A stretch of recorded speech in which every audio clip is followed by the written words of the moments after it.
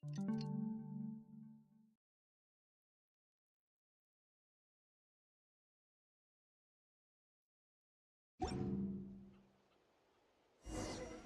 have been looking really rough for Natlan lately.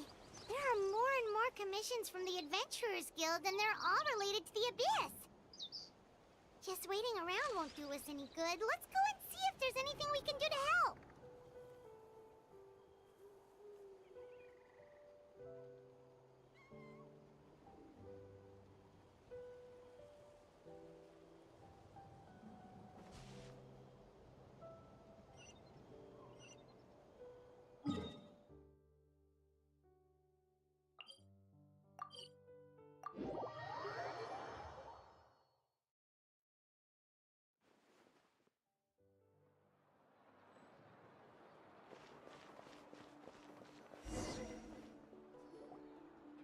I see.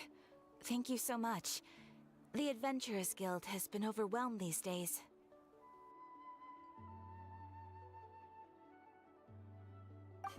No worries at all. We've always valued the strength of adventurers. Given the current situation, it's vital that we all work together. Since we're facing the same enemies, I'll send you the intel we've collected on the Abyss so far. Then we can take a look at how to coordinate our efforts. All right. Thank you so much. Hi, Catherine. It's us. Got any new commissions? Ah, you two have come just in time. I've got some good news. The Pyro Archon has finished assembling her forces and stationed them all across Natlan.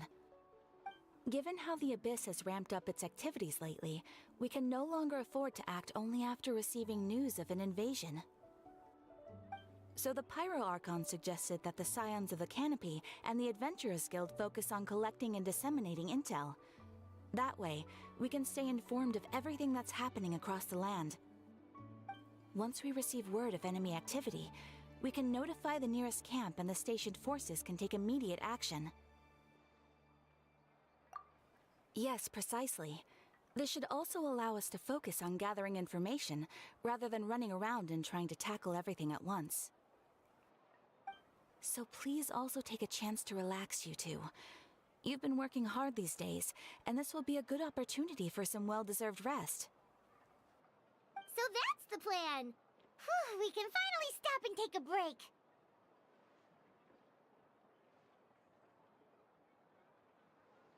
Keeping Natlan safe and sound is our priority now. The more can wait. The movements of the Abyss are always unpredictable. There have also been times when it suddenly became more active in the past. The people here generally see it as something like an acute natural disaster. Once the disaster is over, everyone will return to their normal lives. We just all hope that day will be sooner rather than later. Oh, right. Most people have no idea just how bad the situation has gotten in the Night Kingdom. Huh? Is that the Traveler in Paimon? Hello, hello! Oh, hey, Kachina! Are you feeling better now? Yep. Now really isn't the time to stay home and recover anyway. I wanted to do something to help. I heard that the Pyro Archon is gathering warriors to be stationed in the more remote areas. So I came here to sign up.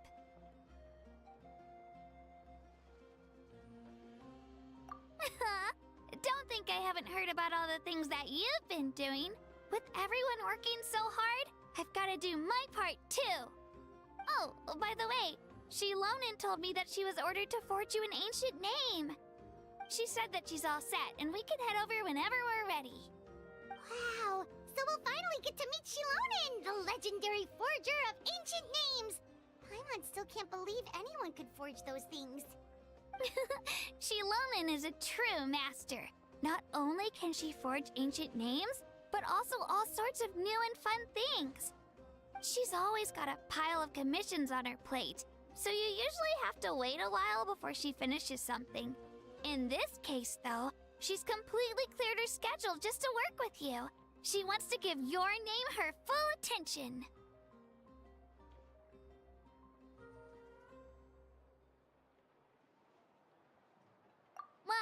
already signed up as a warrior, so all I have to do for now is wait for my assignment. If it's okay, maybe we can go to see Shilonen together? She wouldn't turn me away, right? I mean, I hope she wouldn't.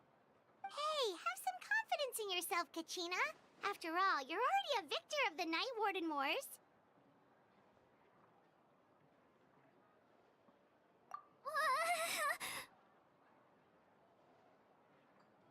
On second thought, maybe I'll just find a hole in the ground to jump into and hide for a while.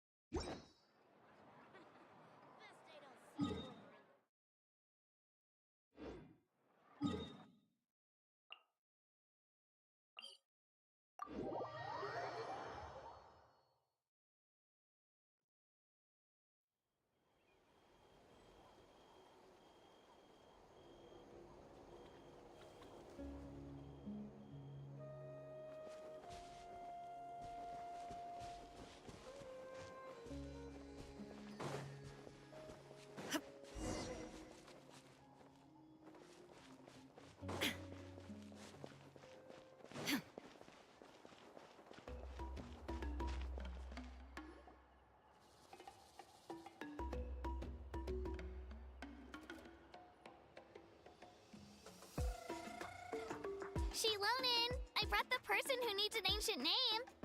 He's super amazing, and I've already learned tons of stuff from him. I can vouch that he's really worthy of a hero's name. Ah, yes, so I've heard.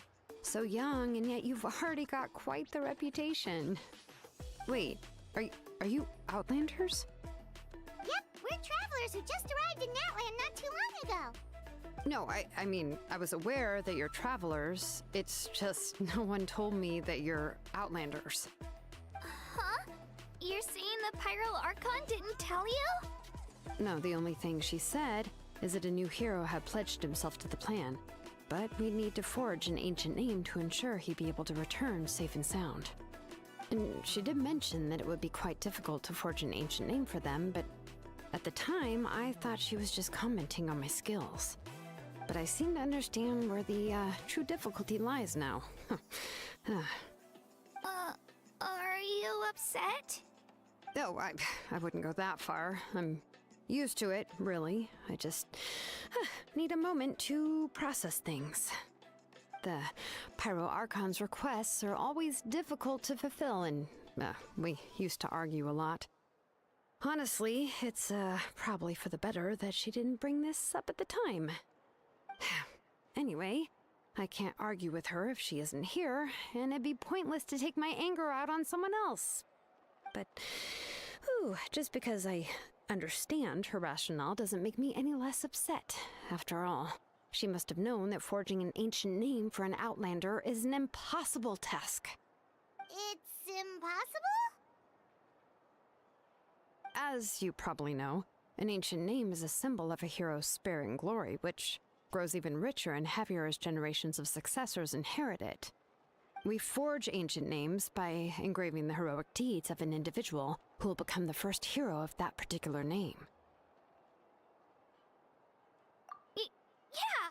I saw countless feats recorded in their adventure handbook. It felt like they could do anything. But they were all performed outside of Natlan, correct? Yeah, that's right.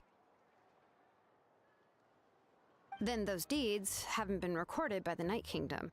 To take it one step further, even if you had performed heroic deeds in Natlan, as an Outlander, your actions still wouldn't have been recorded by our lands.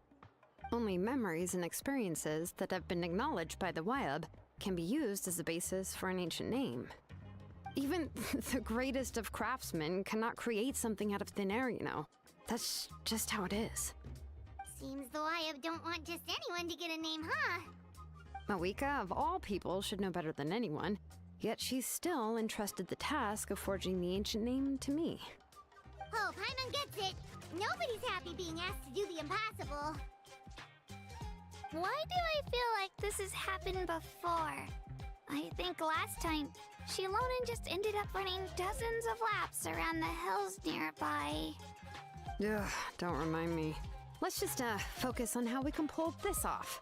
How to achieve the impossible. You mean you're already willing to accept the task?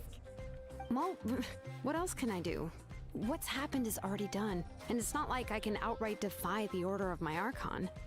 If she gave me this order, then she believes the ancient name is an indispensable part of her plan, and that I'll be able to find a way to make it happen. In other words, the order is an affirmation of my abilities. Whoa, not only has she accepted the task, but now she's looking for silver linings? Yeah! Let's see if we can find some special way to pull this off. If we really can't make it work, I'm sure we can still go back and talk to the Pyral Archon, right? The key is getting the Wyab to somehow acknowledge the traveler's existence and record his heroic deeds. We heard the voice of a Wyab when we were in the Night Kingdom before. We even had a whole conversation with her. If we can talk to her again, maybe we can figure something out together.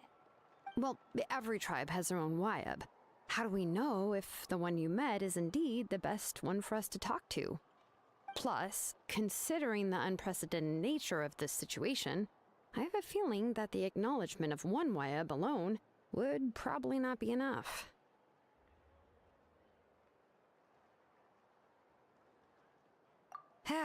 I don't know. That requires a level of knowledge that I do not possess. We need to find a consultant who's an expert on all things Night Kingdom and Wyab. The first person who comes to mind is Lali at the Masters of the Nightwind, the one we call Granny Eatstali. Oh, we've heard that name before. We used her spirit speaker stone to find Kachina's ancient name. A person who can make something like that must be pretty impressive. I'm unsure she'd be able to help. Still, she's older now and quite eccentric. It's hard to even book a meeting with her, given that she's constantly holed up in her room and doesn't like to be disturbed.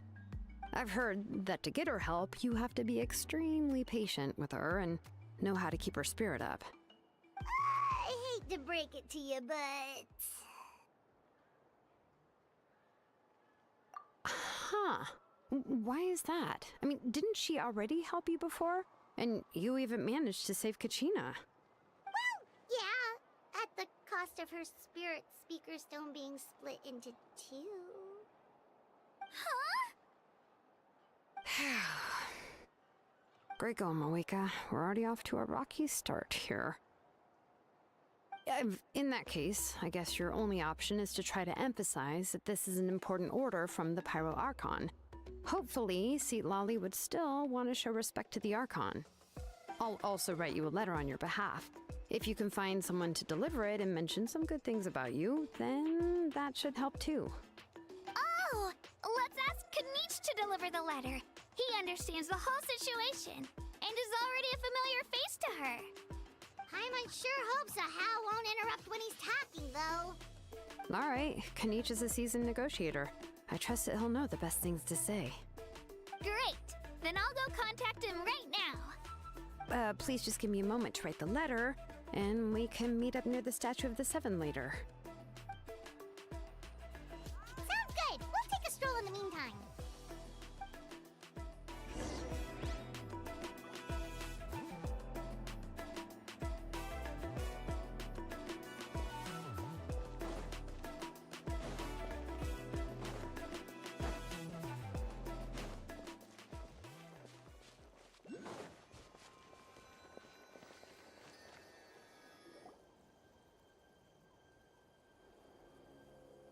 We meet again.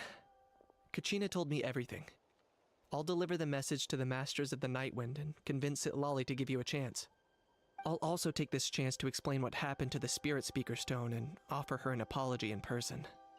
I'm sorry to put this on you, Kanich. It's just that you're probably the only person who knows how to deal with her. It's alright. We're all working for the sake of the Pyro Archon's plan, after all. Everyone here understands how dire the situation has become. Oh, wait, so Kachina and the Traveler also know about the plan? Mm-hmm. But because we all saw a hero of the past rematerialize right before our eyes. And then Mualani said that a ton of knowledge and memory suddenly flooded her brain. The Pyro Archon explained everything when we came back from the Night Kingdom, including the reason behind the appearance of the hero, as well as the current state of the Night Kingdom. Right. She mentioned there are 6 heroes and that Shilonen is one of 4 that have already been acknowledged. Oh, well, then I suppose there's no need to keep any secrets between us. Having companions walk by your side is perhaps the best solace when facing such a bleak reality. I have another piece of intel to share. We've pretty much identified the person who rescued the captain in the Stadium of the Sacred Flame. His name is Auroron, and he also hails from the Masters of the Nightwind. However, he spent most of his life living out in the wilderness by himself, away from the rest of the tribe. That's why his disappearance went unnoticed. By the time Sitlali finally realized that he was gone, no one had heard from him for quite a while. Sitlali knows him too? That's right. Auroron was an orphan raised by the chief of the Masters of the Nightwind and many other kind-hearted people in his tribe. Still, he's had something of an odd reputation his whole life. Odd, huh? Given how the Masters of the Nightwind love to babble about dreams and revelations, they're already a pretty strange bunch to most. I've never met Auroron, but if they consider him the odd one, he's got to be pretty far out there. That's right. So in that sense, Auroron and Sitlali actually have quite a bit in common, which is why they get along pretty well. Huh. Makes sense. But Paimon wonders how Sitlali could be the first one to notice Auroron's disappearance if she spends the whole day in her room. As of now, we still haven't been able to confirm whether Auroron joined the Fatui voluntarily, or if he was coerced. Sitlali is probably eager to prove that Auroron hasn't betrayed his people. I plan to use this as leverage when I go to talk with her. Huh, so if I'm following, you mean we'll help her investigate Auroron and the captain's whereabouts? Yes. If you're all on board with the idea, then it becomes a mutually beneficial collaboration, rather than just a one-sided request. Even though I don't think Sitlali is the kind of person to turn down an order from the Pyro Archon, working together with us will help her focus and not get distracted by the whole Auroron situation.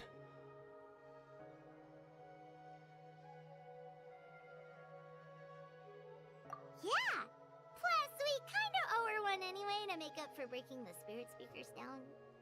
Ah, this is a pretty well thought out plan, as expected of Molly Poke Niche. Then, yeah, I'll leave my letter to you. Let's hope Sitlali can meet at the stadium in 2 days. Sure. I'll head out right away. Take care out there, Kanich. I'll be heading back as well. There's still a few things I need to pack. Okay, then let's part ways for now. I'll see you in a couple of days.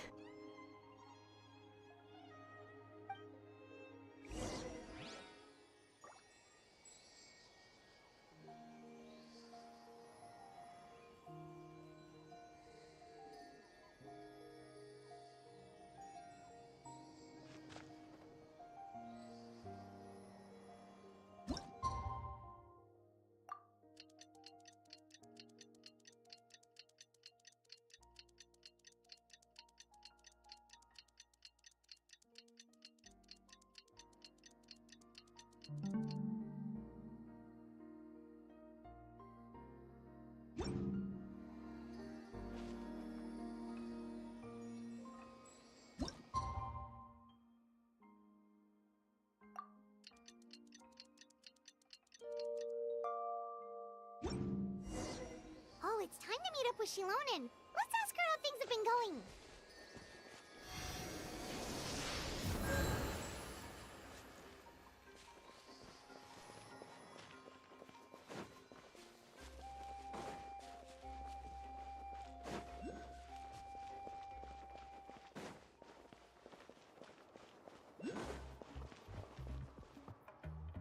Hey, Shilonen, how's everything going?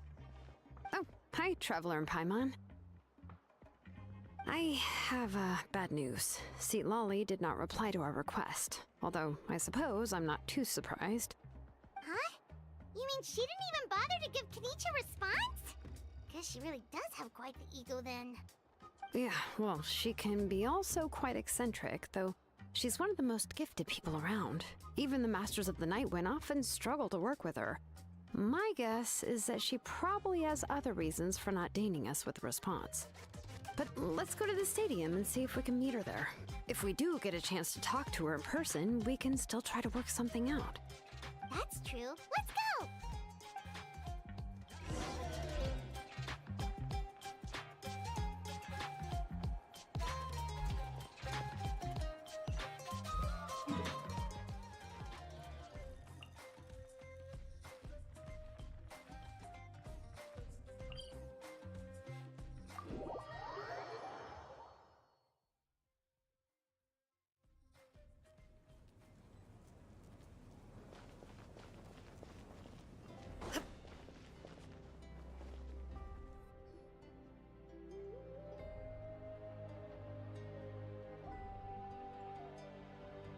Paimon doesn't see anybody. Seems she's just not gonna show up, huh?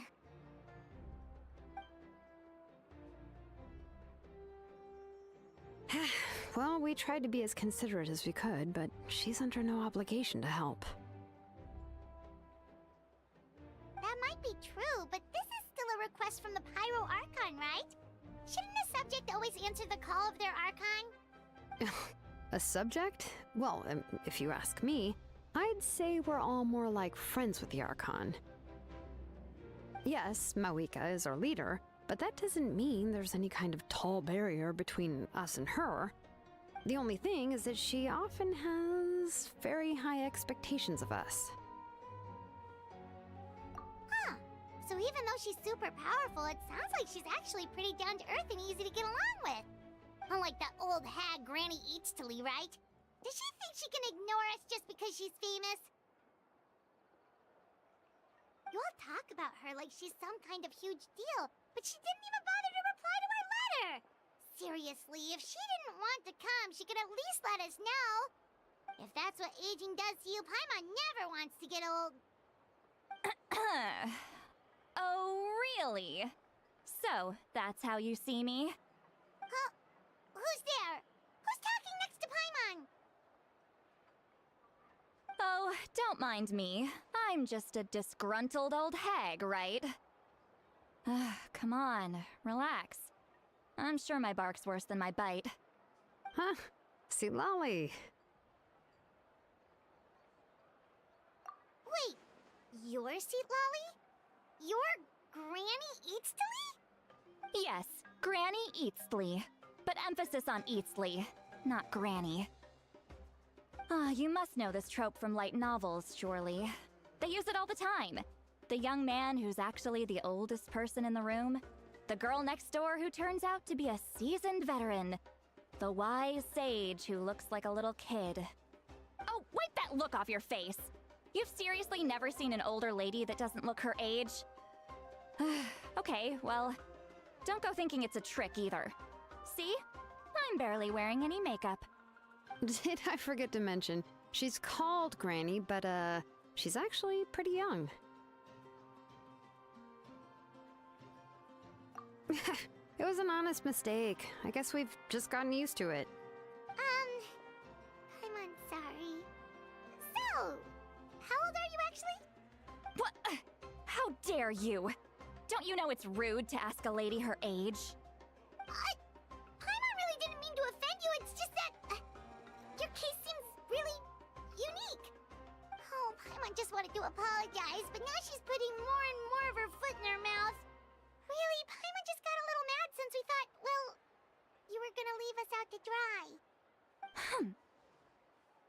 It was my idea to invite you here, Seat Lolly. So if you're upset, you can just take it out on me. All right. I was only joking. I didn't mean to chastise anyone. There's really no need to take all this so seriously. If anything, I'm gonna feel awkward if we keep this going. I received Kenichi's letter and was planning to attend this meeting. Since I had already decided to come, I figured there was no need to draft a reply that simply said, "Understood." Besides, just showing up is the most important part. No? But, of course. It's also natural for people to get held up by one thing or another as they're trying to leave the house. It certainly was a bit awkward to see that everyone else had arrived before me. At first, I was thinking of quietly sneaking over, but since you were already here waiting for me, I started to think about how I should phrase my apology. Only to hear you all talking smack about me. Anyway, that's the whole story. Honestly, it's not like I owed you an explanation anyway.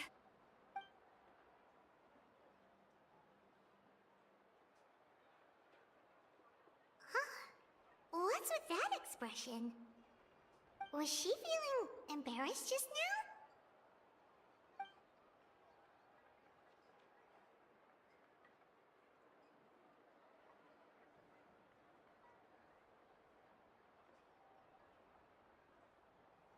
When the Masters of the Night Winds say they struggle dealing with her, I wonder if the feeling is mutual. She seems to be pretty awkward herself. Everything she does and says seems a little forced. Anyway, Shilonen, I heard that you require my help in crafting an ancient name. Correct. The situation isn't like anything we've handled before. Let me explain. I see. So Mawika has asked you to forge an ancient name for an Outlander. Well, that would be a first. And you've also heard all about Auroron. I must say, he's always been a good kid. I can't see him joining the Fatui of his own volition. He must have been coerced somehow. Yeah, that's what we came here to ask you. We'll help bring Auroron back if you help us solve the problems of forging the ancient name. What do you think? I suppose I'll just call you Traveler for now. Traveler, come here. Let me take a good look at you.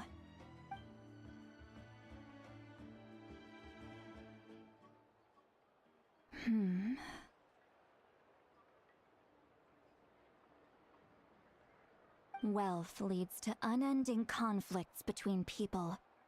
Yet you alone transcend the value of gold. Baleful thunder and wrathful waves bring terror to mortal hearts. Yet, again and again, you've braved them to find new worlds.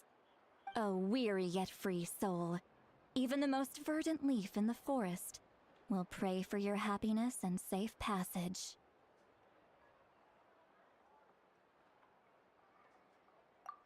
Those are all the things that I could see in you. You've experienced far more than even most mortals could dream of. You possess the heart of a sincere hero, along with the conviction to lift a torch above your head and walk headlong into the night. Huh? Don't move. There's something here. Huh? What thing? Don't scare Paimon. Is the Traveler gonna be okay? Shoo! That should do it. You've just returned from the Night Kingdom, so some fragments of souls were still stuck to your body. No need to worry. I've just cleared out the last of them. Isn't that kinda like having part of a ghost come back with you? It's nothing as serious as that. If left unattended, the most it could do is stir up some chaos in your mind, and generally worsen your mood. Well, in that case, better to get rid of them. It was nothing. Shilonen, let's follow your proposal. Once you've brought Auroron back, I'll take you to see the Lord of the Night. The Lord of the Night? But don't we need to talk to the Wyab of the tribes? Something this important is beyond their jurisdiction. Only the Lord of the Night can decide whether we can grant an ancient name to one who does not hail from our lands. The Lord of the Night is an ancient entity that rules over the entire Night Kingdom, constantly borrowing the power of the sacred flame to combat corrosion from the abyss. Oh, so you're basically saying it's even more powerful than the Wyab of the tribes. Well, that sort of makes sense, being the Lord of the entire Night Kingdom and all. Not exactly. It's not so much that one's more powerful than the other. But never mind. That's not important. It would take too much time to explain. Just listen carefully to what I'm about to tell you. The Lord of the Night is currently in a deep slumber, and we can only communicate with its consciousness while in a trance. In other words, in a dream. But I will need to prepare a few more things if we are to hold a ceremony to achieve the state of the trance. I'll make a list. Can any of you get everything for me? I can go. It'll probably be a long list, so better leave it to someone who knows all the local vendors. Sounds good. Then we'll go with St. Lolly to track down Auroron. Phew, the Fatui are nothing to scoff at, so please, be careful during your investigation. If you need any help, just come find me. Yep, we'll be sure to play it safe.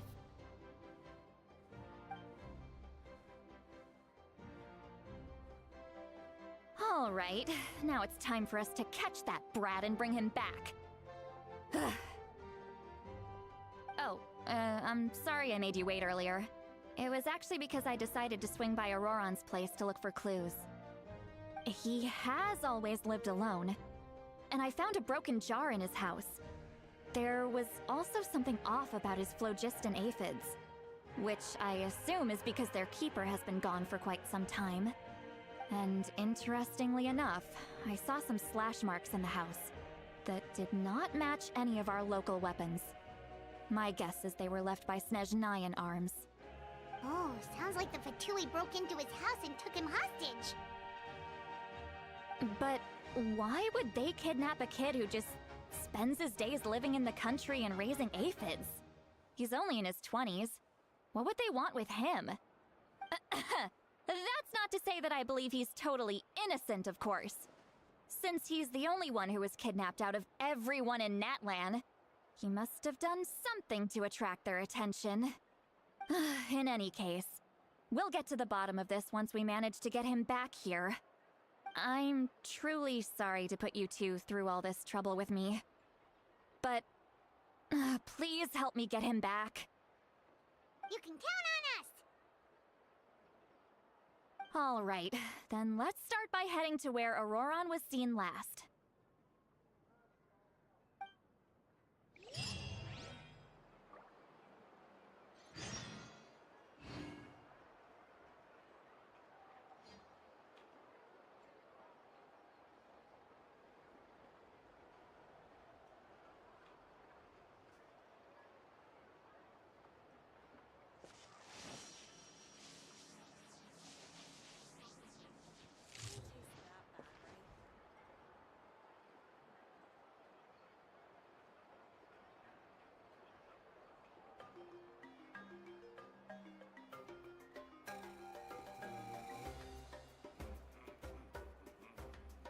All the world holds dear is but a backdrop of constant motion.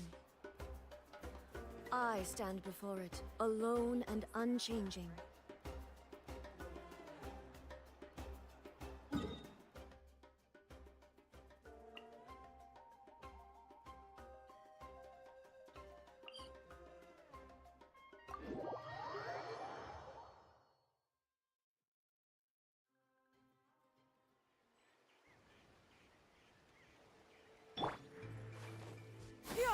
Skyward!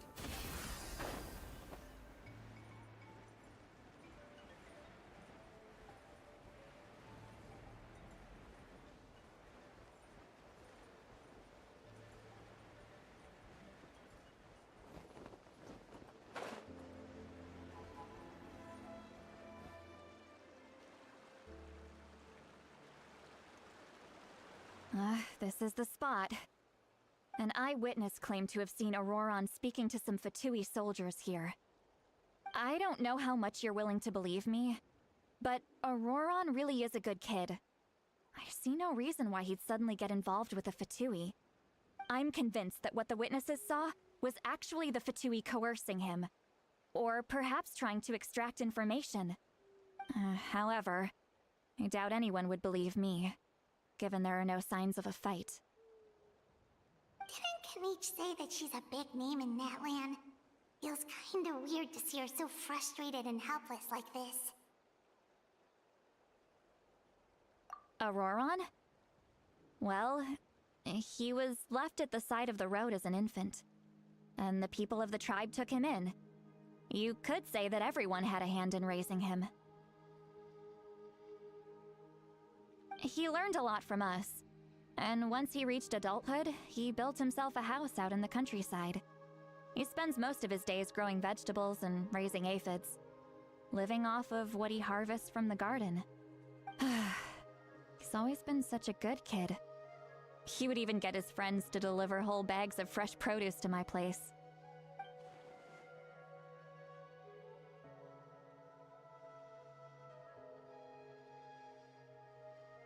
Oh well, let's keep looking. He can answer all of our questions once we find him. He's been raising phlogiston aphids for a long time, and since they were disturbed, they secreted a special type of phlogiston. We can use that substance to track his movements. Let's follow the phlogiston trail. Huh? What trail? Paimon doesn't see anything. Oh, right. I forgot your eyes don't naturally perceive such things. Here, give me your hand.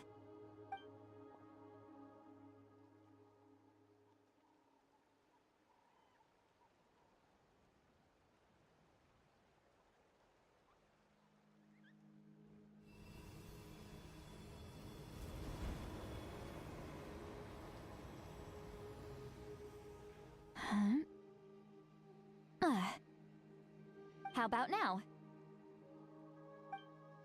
What do you see?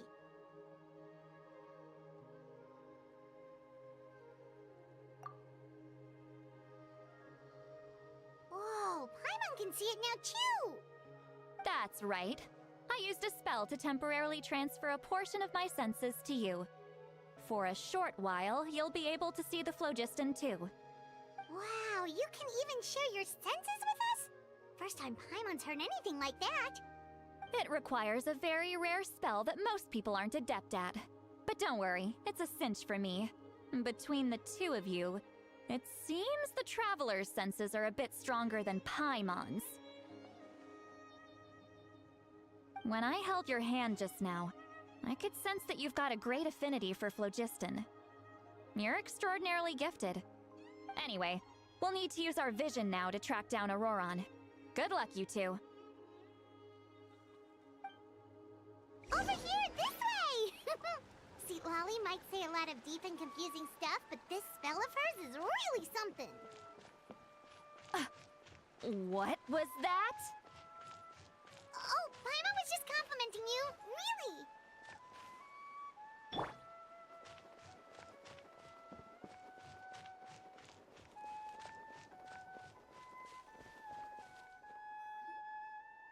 What does she mean by deep and confusing? As far as elderly shamans go, I'd say that I'm already pretty easy to talk to. Is there any other old hag who's as fluent in the language of the youth as me? But is my way of speaking still not trendy enough? I've already tried my best to match their speech patterns. But given the looks on their faces just now, or perhaps I'm still not fashionable enough? But that can't be, right? Don't tell me they're still getting the impression that I'm super old-fashioned. Huh?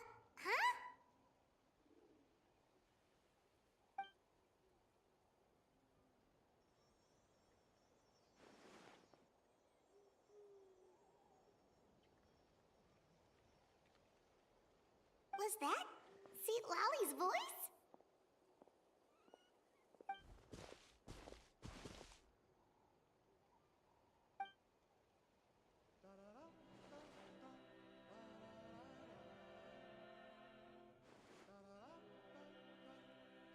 Now that I think about it, it's a good thing I found some helpers this time. Some things are best done with the help of friends.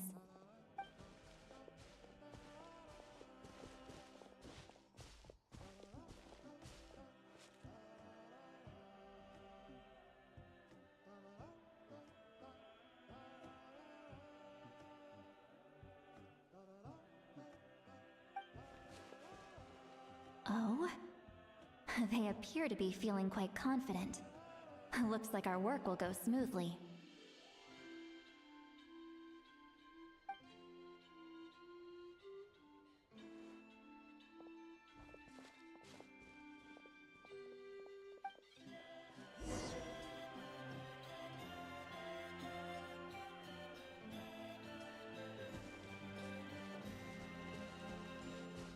Hey, looks like there's a new camp over there. Let's go take a look. That little brat, I swear. I just hope he hasn't gotten himself into any real trouble.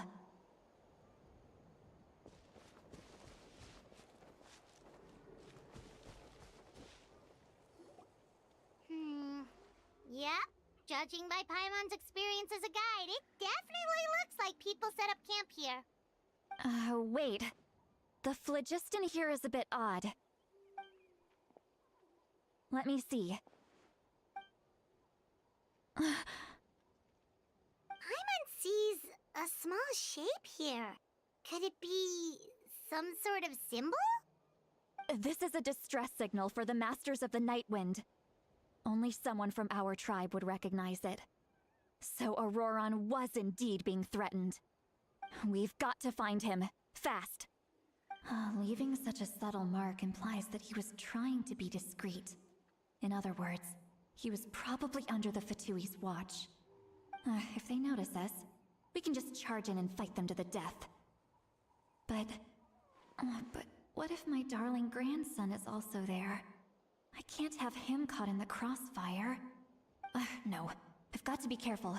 Otherwise he'd get hit as well. How annoying. No, I've got to stay calm and keep my composure.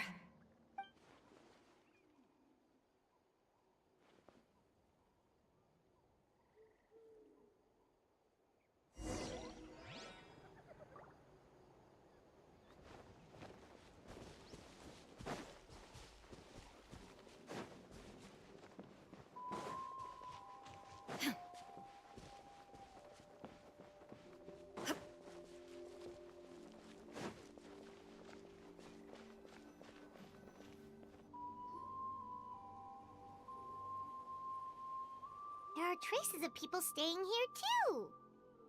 Wait a second. The phlogiston around here is jumbled up. I can also smell a mix of elements in the air. Pyro, electro, and some other elements as well. Kanich told us that you were super amazing. No wonder you can sense so many more things than us.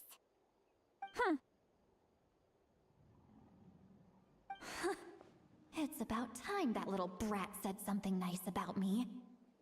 There are signs of a struggle here. Judging from what's left on the scene, there must have been a fight. But after that, the factions seem to have gone their separate ways.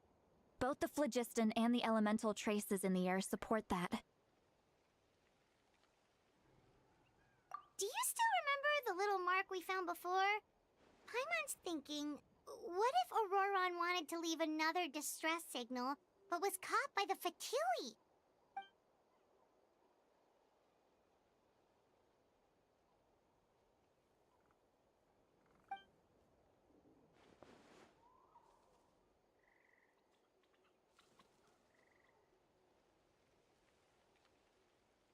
Given there are two signals leading from here, we should split up as well. I'll take this direction, and leave the other one to you. Let's meet up again later.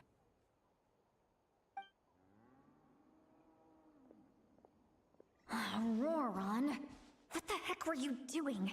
It's one thing to trouble me, but now I had to bring other people into this as well. You little brat. And off she goes! Traveler, did you hear all of that as well? Once Lolly left, that voice went away as well. Paimon even tried calling her name inside Paimon's head, but there was no response. So you were thinking the same thing! Paimon also thought that if we could hear what she was thinking, then she could probably also hear what we were thinking in our heads. She did say that she was quite adept at this spell, and it doesn't sound like she's had any trouble with it in the past. Huh, maybe we're a special case and can hear her thoughts as a side effect. If you think about it, she's really got a lively inner world. It paints quite a different picture from Paimon's first impression of her.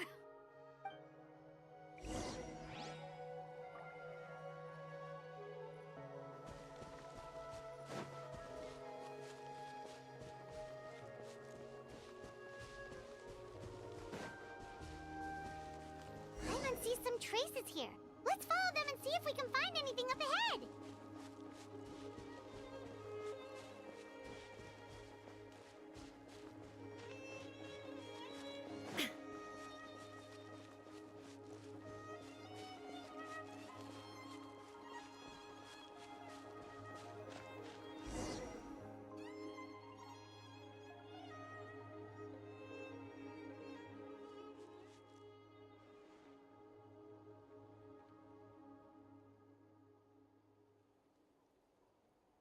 Did you find something?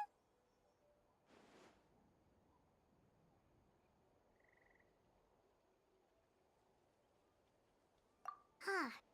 So we can't tell where Auroron might have gone from here.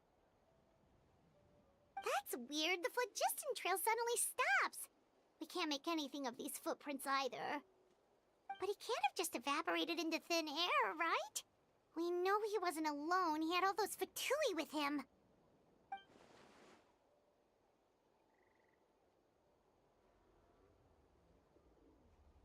So, you can hear the sounds of the wind from beneath the earth.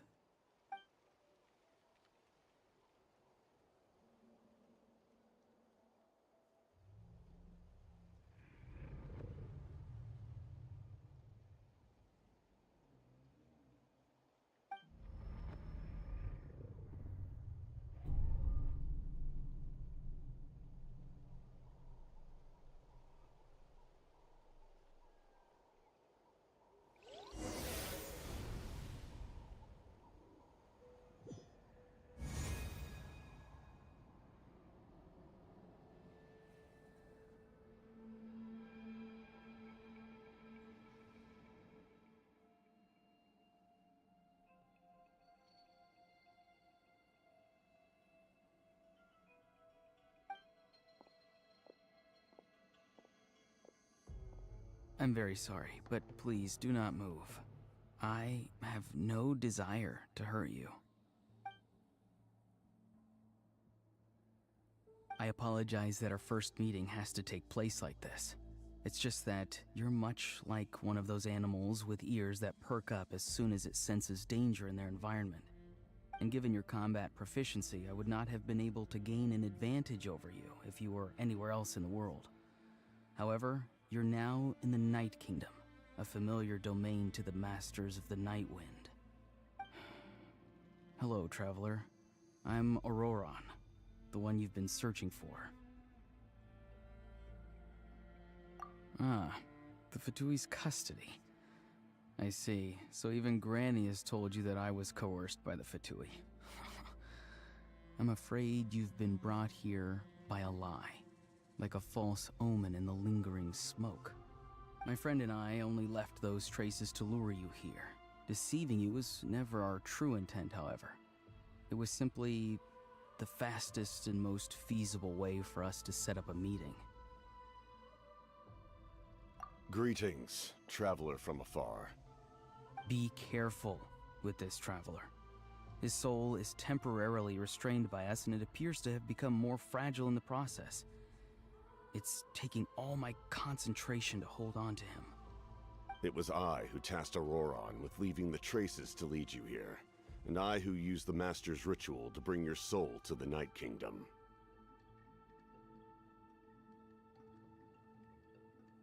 I've heard much about you from the past encounters you've had with my colleagues.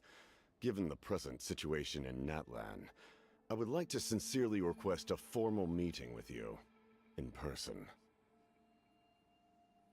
I will use the opportunity to explain my goals and motivations to you, as well as why I mistrust Malwika, the Pyro Archon. I believe there is little reason for you to blindly follow her plan. If you would like to hear our intel, then find us to the east of the stadium. But remember, Not a word of this to anyone. I would like to avoid any further conflict. You will see me again once you return to reality. No matter what I say, please, help me keep this a secret. This is all to avoid dragging Granny into this conflict.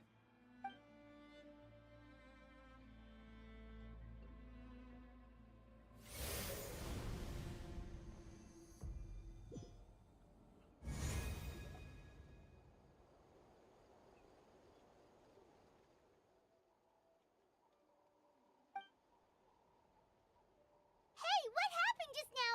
You suddenly collapsed and stopped responding!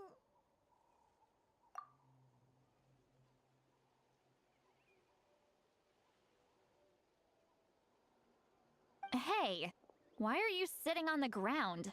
Are you okay? See, Lolly! He froze for a moment and then just collapsed to the ground! Could it have been those leftover remnants from the Night Kingdom? Do you have any itches or pain anywhere? Don't worry. We can take a short break. Sorry, I know I asked for your help. But had I known you were feeling unwell, I wouldn't have taken you on this trip with me.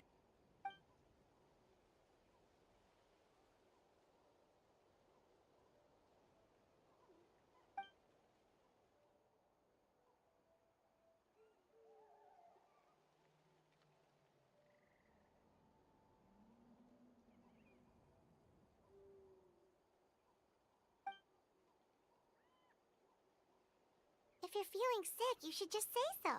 See, Lolly should be able to, exorcise any ghosts or weird stuff that you picked up in the Night Kingdom. A seasoned traveler must know the importance of not pushing yourself beyond your limit. If you need anything from me, just say the word. In any case, let's take a bit more time to rest now.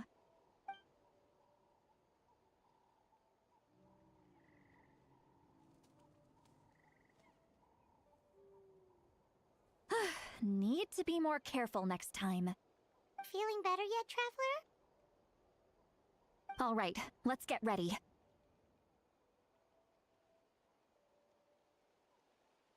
I followed my phlogiston trail earlier to a stronghold guarded by soldiers. I have a feeling that Auroron is probably being held inside. Oh, so it's close by. Then let's head over right away. Well, I recruited you to be my helper, which means we're in this together. Like the wind and the clouds. We either move as one or not at all. But if you want to make it up to me, then just be sure to fight extra hard when the time comes.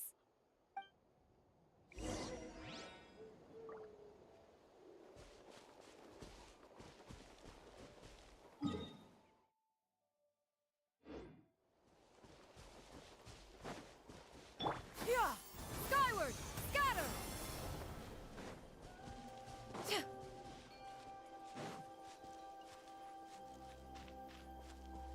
Yeah! Scatter! Look over there. Huh? Paimon thinks she sees someone in the middle of the camp. That's Auroron. So he really was taken by the Fatui.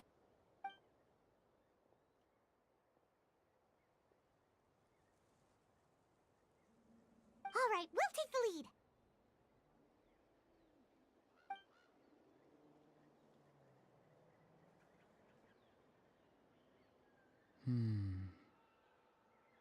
Hey, quit daydreaming.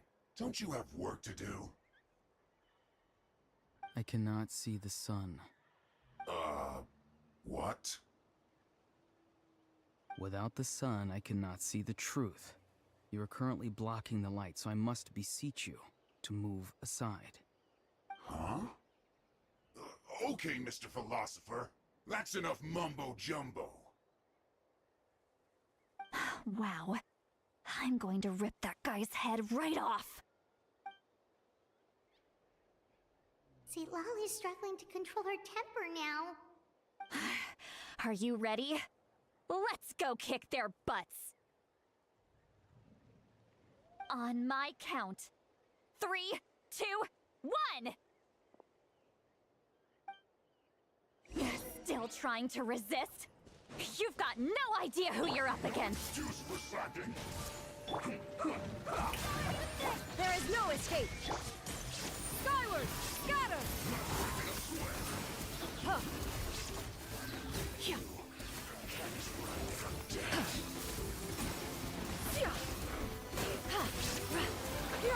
Scatter!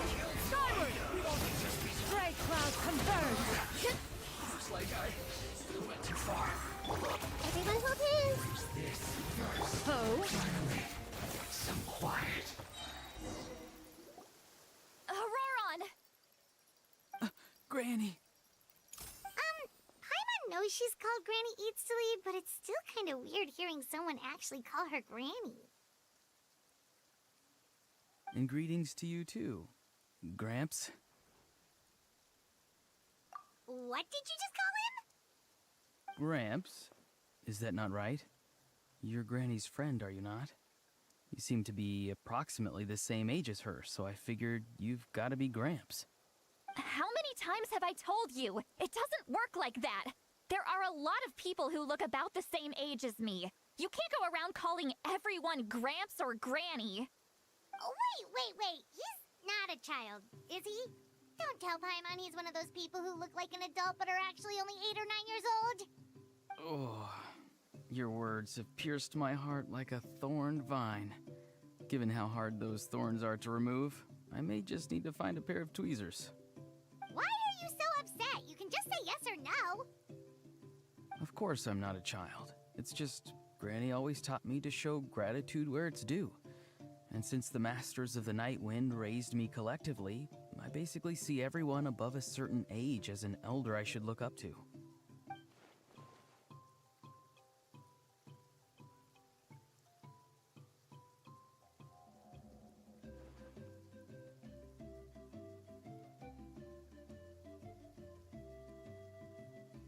Exactly. But if you keep that up, then everyone's going to be your senior. And do you think saying all of this is gonna save you from a scolding, Auroron? Haven't I told you 100 times since you were a kid? Heed the 3 warnings. Be wary of beasts prowling around, scammers looking for their next victim, and strange people who appear out of nowhere. Oh, so you do remember, and you just chose to ignore them. I always knew that living on your own was going to get you into trouble sooner or later. But getting kidnapped? That really takes the cake. You won't always be able to rely on other people coming to your rescue, you know. You're just lucky we got here when we did. Or we might be launching another search and rescue operation to find out where they put your severed head. I'm sorry, Granny. I'll be more careful next time. Next time? Oh, good one. You think there'll be a next time after this? Not a chance. They didn't hurt you, did they? No, they just asked me a lot of questions about Natlan's terrain and made me draw a map of the ley line distribution. Okay, now answer me honestly. Were you the one who helped the captain escape after his battle with the Pyro Archon? Yes. So why did you do it? Because they said they would need my help from there on out. They also said that if I refused, they'd just come to you, Granny, and they'd already figured out a way to make you do their bidding. Hey! I'm no ordinary Granny! Would they really dare to come after me? And you! Did the gods give you a brain just for you to not use it? Did you really believe everything they said at face value, and not stop to think? Thankfully, the Pyro Archon only asked that we find the mysterious individual from the Masters of the Night Wind, and didn't slap your name on a wanted poster. Don't think for a second that she doesn't know what's happening. Even if the truth that you see will soon manifest into reality, there is still no need to preemptively panic. Have you forgotten the words that I've taught you? I'm sorry. Forget it. we can submit the details of this camp and the defeated Fatui as evidence of your innocence. Let's clean this place up and get back to the city. Auroron, you better remember this lesson well and seriously reflect on your actions.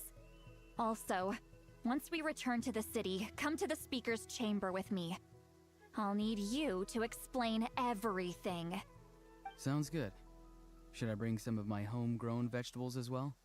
Your vegetables? Yes.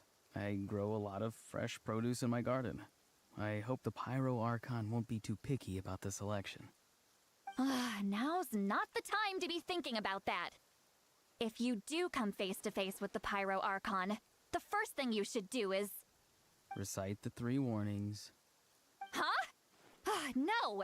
You should emphasize that you were not in cahoots with the Fatui! How exactly did the Masters raise this guy? Oh, right.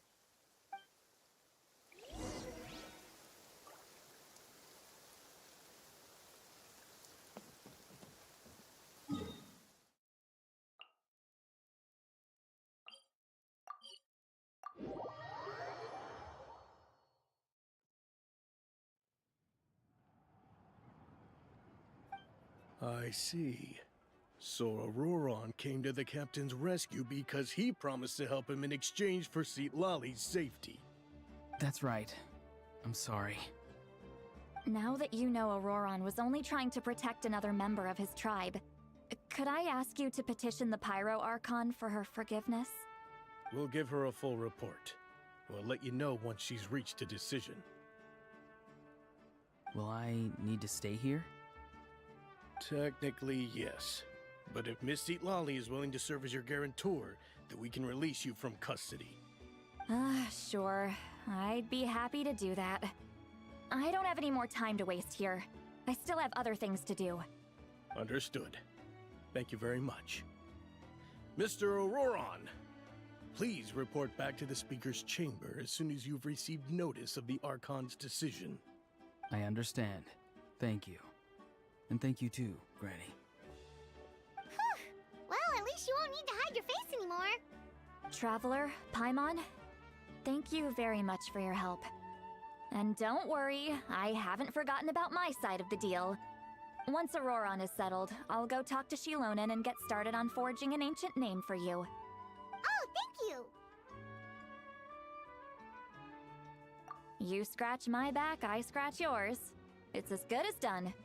You can just go twiddle your thumbs or something while you wait for the good news. Bye for now. Come with me, Auroron. We've got to find you a place to stay for the night. Goodbye, Gramps.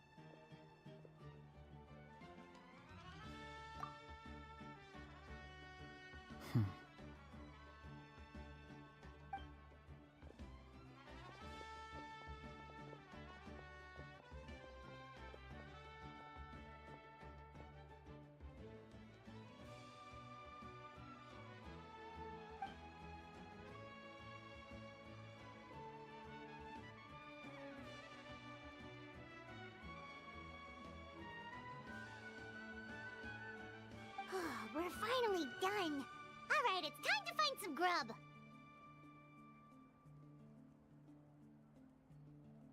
Huh? What is it, Traveler? What? That captain? Sorry. Paimon just didn't see that coming. So you really saw him in the Night Kingdom? And he didn't attack you? Oh, that Auroron, what is he up to? He sounded earnest enough just now. Paimon would have never guessed anything was happening. All that stuff about protecting Lali and being forced to help the Fatui, when he's actually been a willing accomplice all along.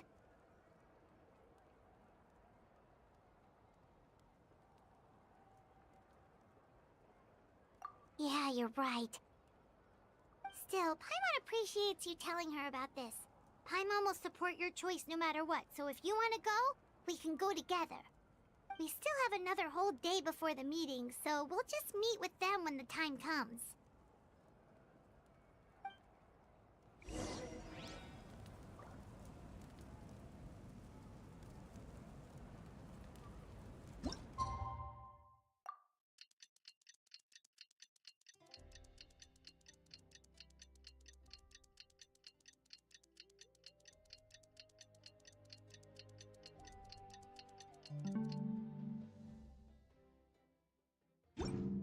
prevails throughout the land, and all things are made new, as buds in the spring. This is an auspicious era.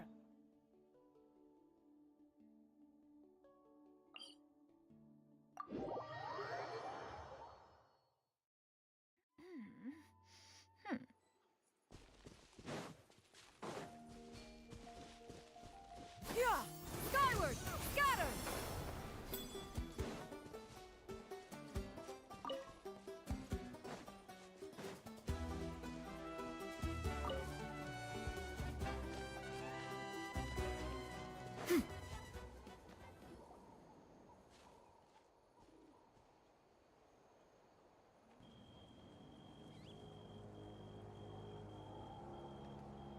Weird. Paimon doesn't see anyone. Oh, please don't let this be a trap.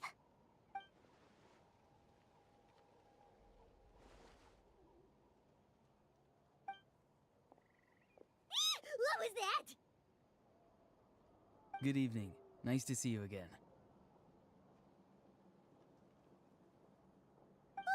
It's you. You shouldn't pop up from behind people like that. What are you, a ghost? I'm terribly sorry. It's just a force of habit.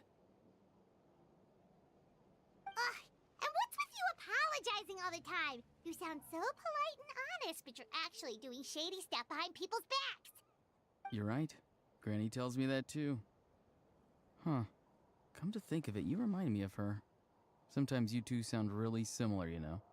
Oh, so you're gonna call Paimon Granny too now? Well, I could.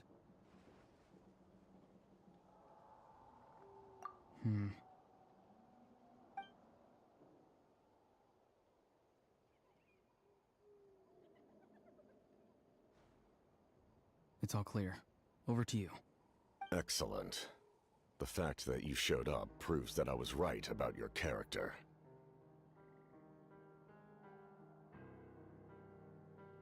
Yet, there's been a lot of talk about you. Child told me that you're passionate about the unknown and willing to take risks. Rather than facing you as an enemy, I would much prefer to bring you to my side. If we allow the current state of things to continue, we will inevitably clash, and that's a scenario that I'd very much like to avoid. I've long heard of your exploits across the nations. Though you have crossed swords with my colleagues many times, I know that you are by no means an unreasonable person. And once you've learned the truth that the Pyro Archon Malwika would never willingly share with you, you may just find it in your heart to consider my proposal.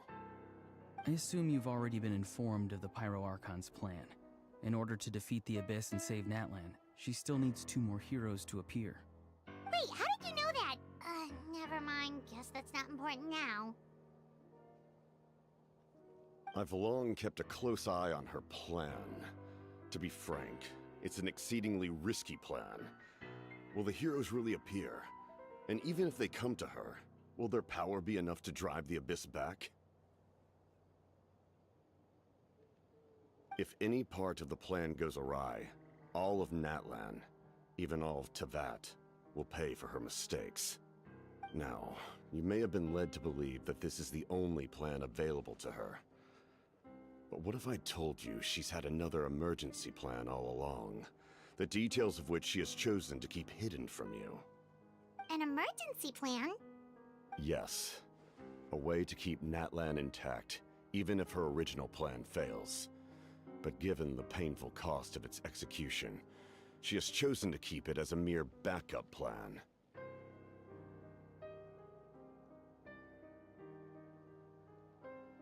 Whether this stems from hesitation, fear, or even naivete, I cannot say. But Natlan cannot afford to wait until she comes to her senses.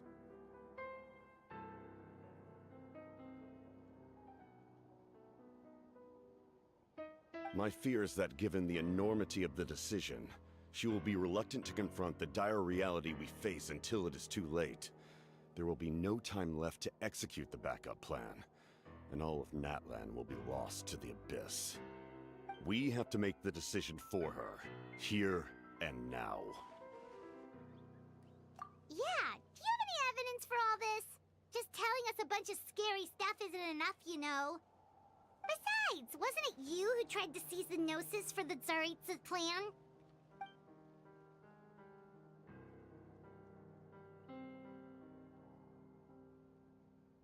I knew you'd be clever enough to see. That's right. I did not seek the Gnosis for the Tsaritsa. Since I was defeated in battle, I must put to rest my thoughts about the Gnosis. But even so, my desire to save Natlan remains unchanged. And now, I have found a new way to solve the crisis.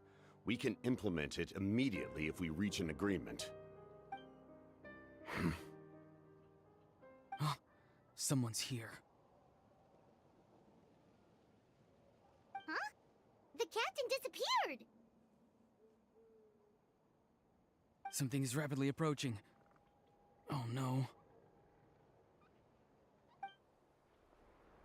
Something? Bad news, chump! It's your granny! Oof.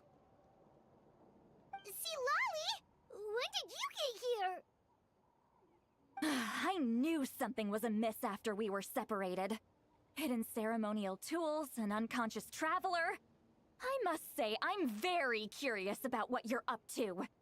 How dare you go behind our backs like this, Auroron? Colluding with the Fatui? Really? Oh, here we go again. Cat got your tongue, huh?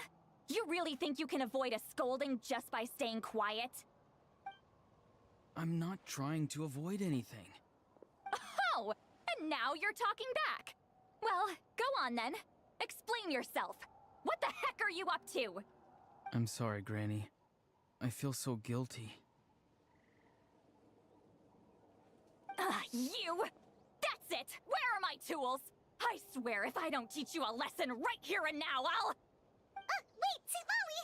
Please, calm down. We, still learned a lot of info, didn't we? Like the fact that the captain isn't trying to seize the Gnosis anymore. So, maybe just save the scolding for later, okay? Listen well, Auroron. You're only getting out of this now because of the Traveler's plea. This isn't over. You hear me? You're right, Traveler. Let's go. We can discuss this more back in the city.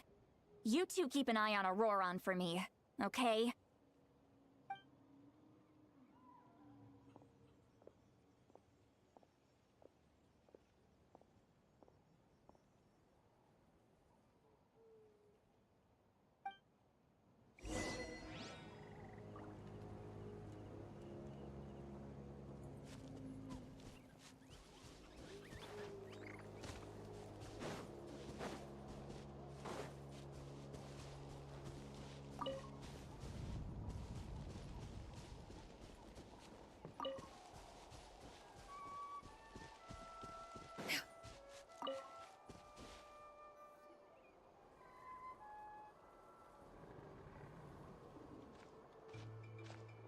In all my years, I've never had a child cause me so much grief.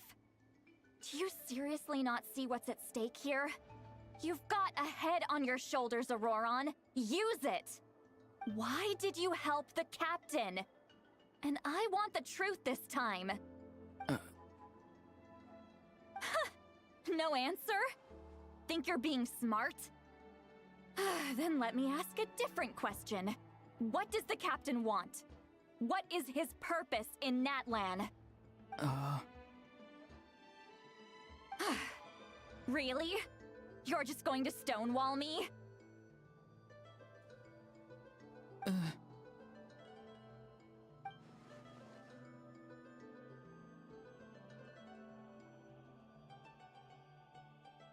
Just use your brain for a second. What do you possibly stand to gain by helping the captain? Only endless trouble awaits you and everyone in the tribe. You've always been a good kid. Why would you throw that all away now? If you're worried about something, just talk to me. Granny would much rather we had a conversation instead of constantly clashing like this. Why is he staring at us all of a sudden? I'm sorry that you have to hear all this. Indeed. It's like going to visit a friend at his house, only to suddenly hear your friend berating a naughty Saurian. Well, that's an oddly specific analogy. Wait, did one of your friends really do that? Yes. And every time my friend scolded his Saurians, they would look at me the same way you're looking at me now. Helpless and embarrassed. Wait, but you're the one getting your head chewed off. Stop making this about us! Indeed, you've got a point. Then please just hang in there for a little while longer. Granny should be done with her scolding session soon. Oh? You dare gossip between yourselves instead of listening to me? You... Sorry, Granny. Sorry, Granny. Sorry, Granny. You know what? Fine. I'm perfectly aware that everything I say goes in one ear and out the other. You're all grown up now, so why would you listen to an old hag like me? You say all the right things, but then you go and completely ignore me. Well, if that's how you're going to treat me, you can stop sending Aoife over to my place to deliver your stupid vegetables! I don't need anything from you! Who's Aoife? A delivery person? That's irrelevant. The point is, he hangs out with this kid, so he must be no good. You kids get to a certain age and suddenly act like you know it all. There's nothing I can say to get through to you. Auroron, if you're still thinking about that so-called duty, then please, just forget about it. The ley lines did not fall to this state because of you. And we've long closed the book on that incident. Seems they've started talking about some kind of tribal history. I'm starting to get lost. That's not it, Granny.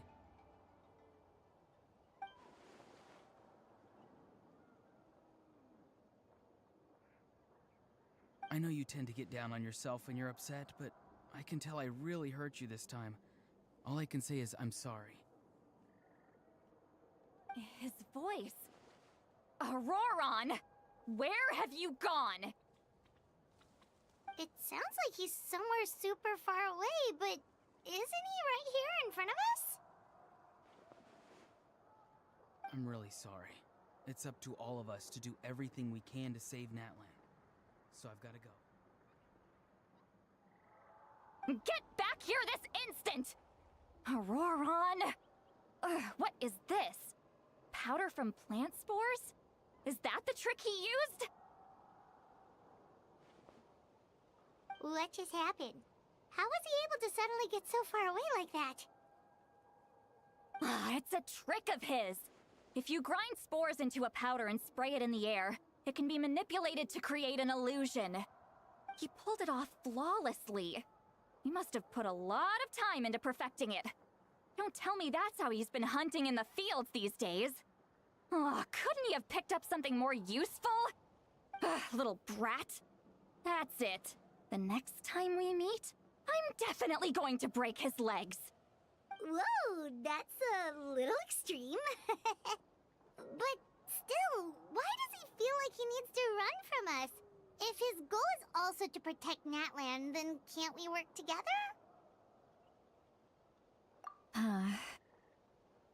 I'm sorry for interrupting your conversation with them earlier. But even if you'd been able to hear them out, there's no guarantee you would have gained anything substantial. Auroron probably did everything he could to get away because he knew I'd get the truth out of him sooner or later. That brat. I swear.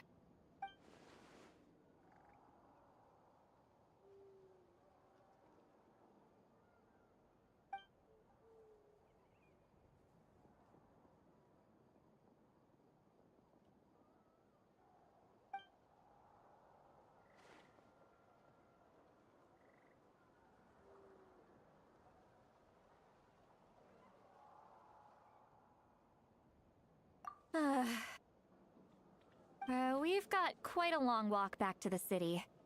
Let's take our time. It'll give me a moment to figure out how to explain all this.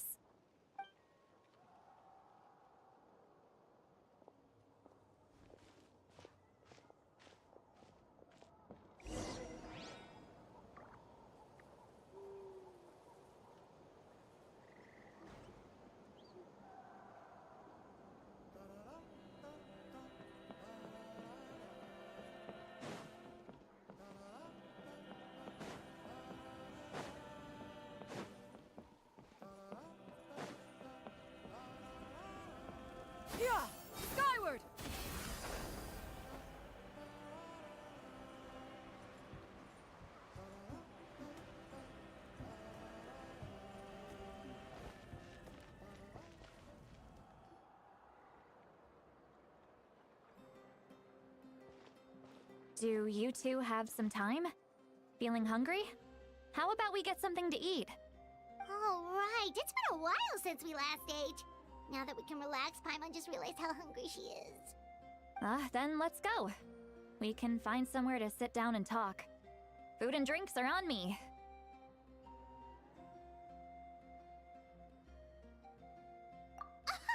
How did this become Paimonville? Sweet Lolly looks quite down on herself. Alright. It's on Paimon this time. What's one meal to the best guide in Duet? So you can just sit back and enjoy, Sweet Lolly. Paimon will take care of it. Hey, come on now. You won't even let me take you out for some food and drinks? I just wanted to treat you to a meal. Are you sure? We can save you some Mora. Mora is the least of my concerns. Besides, we're definitely due a meal after all the time we've spent together. Let me get this one. I might be an old hag, but I like to think I'm not completely useless. Sure, that's fine with us, but Paimon doesn't want you to be sad, Sweet Lolly. Don't worry. I'm sure a juicy grilled steak will work wonders.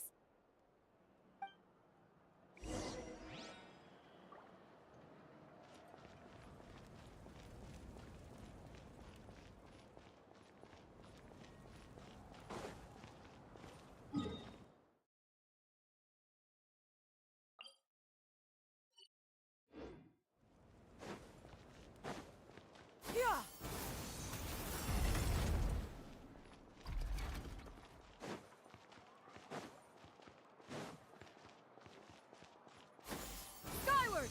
Scatter!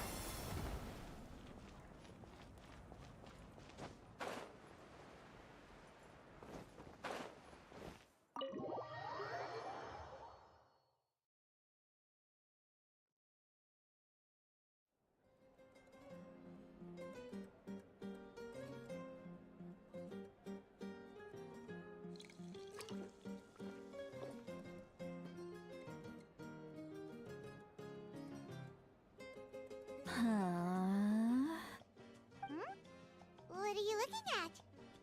Do you see two people standing by the door? They look like spitting images of each other.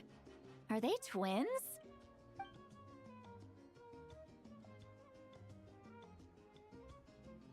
But Paimon only sees one person there. Huh? How could that be? I guess my mind isn't as sharp as it used to be. Give me another bottle, boss! Do you think she's drunk? There you go, miss. Oh my, it's not every day you get to see Granny Itzley here with some friends. Not to mention ones who've made a huge name for themselves recently. Oh, so you've heard of us? Of course I have. Aren't you the ones who saved Kachina and brought her back? No wonder you hit it off with Granny Sitlali. She wouldn't spend time with just anybody, you know. I don't even remember the last time I saw her with a new friend. Wait, so you call her Granny too? Well, given our ages, it'd probably be more accurate for me to call her my great-great-granny. She's one of the most famous people at the Masters of the Night Wind. Most days, hardly anyone even dares talk to her. Huh? Gossiping about me right in front of my face now, are you, Chonka? Oh, please, Granny, I wouldn't dare. I'm just beyond happy to see you bring over some new friends. After all, any friends of our regulars are sure to be great customers too. All right, that's enough. Go on now. I'm sure the other customers would like to talk to you as well. There's no need to keep staring at me. I promise I'll keep my alcohol down until I leave. Well then, you have my thanks.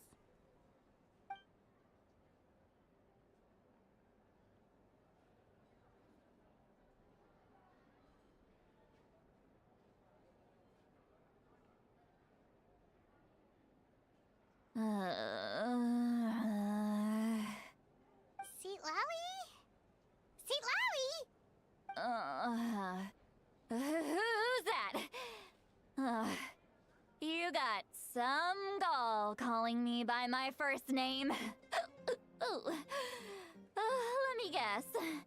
You want to test your skills against Granny Eatsley, don't ya? Are you still with us, Seat Lally? You're kinda talking to no one. You chumps come around here, picking fights with me? Well, you know what happens next.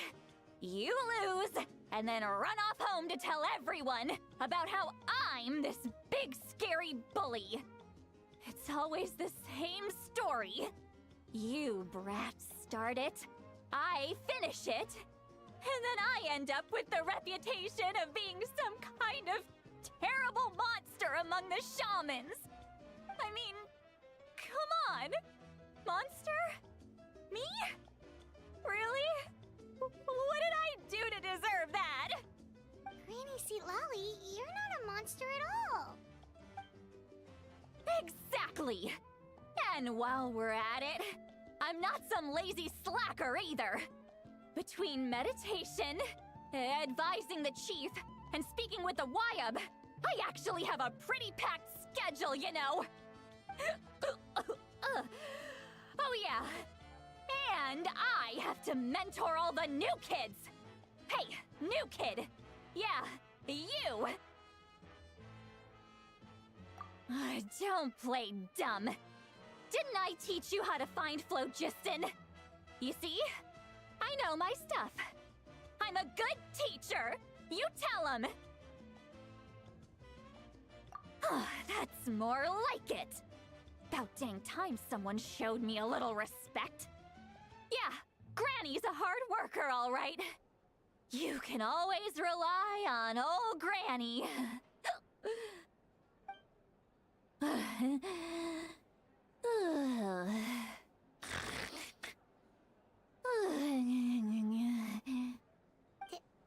Did she just fall asleep with her eyes open? Oh, jeez. Behind this pitch-black curtain, a chapter of hatred reveals itself. Behind the smoke. The lingering smoke. Ah, she's meditating again.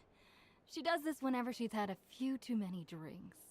Her mind's actually racing at this point. It's quite the opposite of sleep. Is this another specialty of the Masters of the Nightwind? No, I'd say it's an ability that's unique to Citlali herself. While she can easily pick up everyone else's skills and tricks, few have been able to master hers. Warning, warning. Red, red, the color of danger, has now arisen within that pair of eyes. Huh?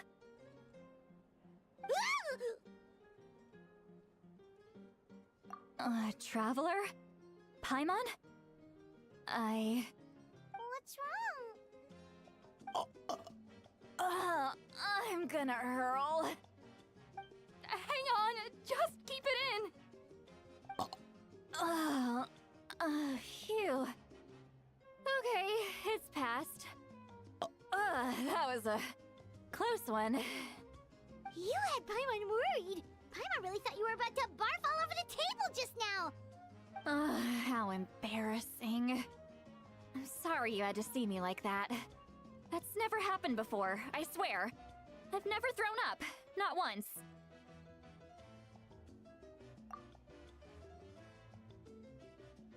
Are you feeling okay?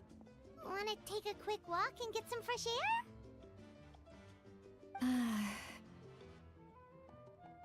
There's so much that I want to say, but I can't. Why not? Of course you can. Just say whatever's on your mind. Please, Paimon. It's not as simple as you think. We've only known each other for a few days, right? What would you think of me if I were to start dumping all of my complaints on you after we've only just met?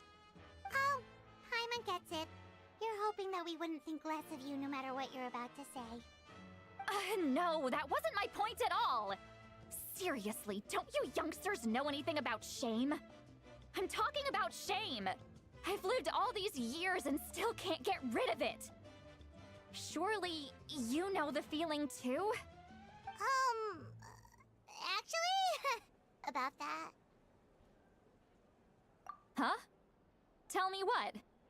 Yeah, this is as good a time as any.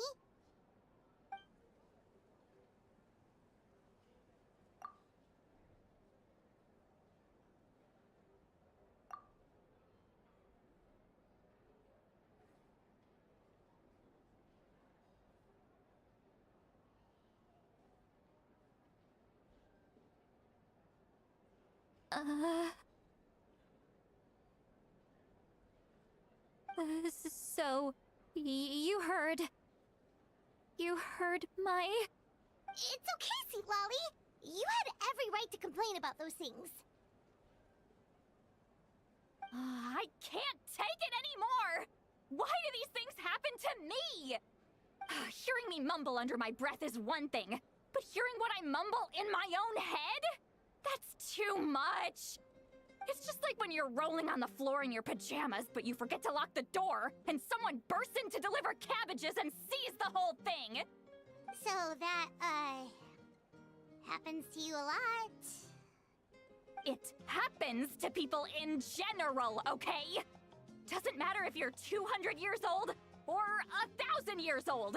Everyone rolls around in their pajamas sometimes. I was just picking something generic.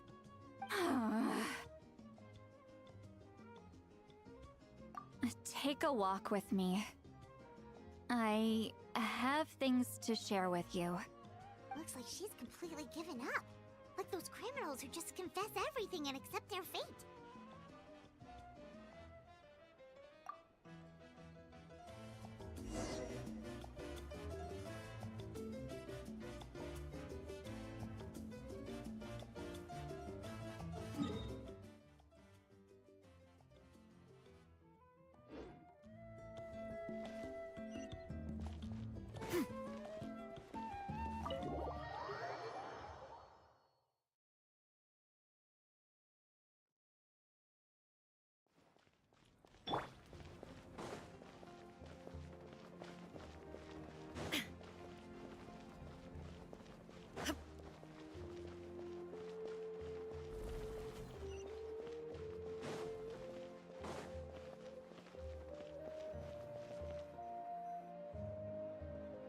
Well, great view, right?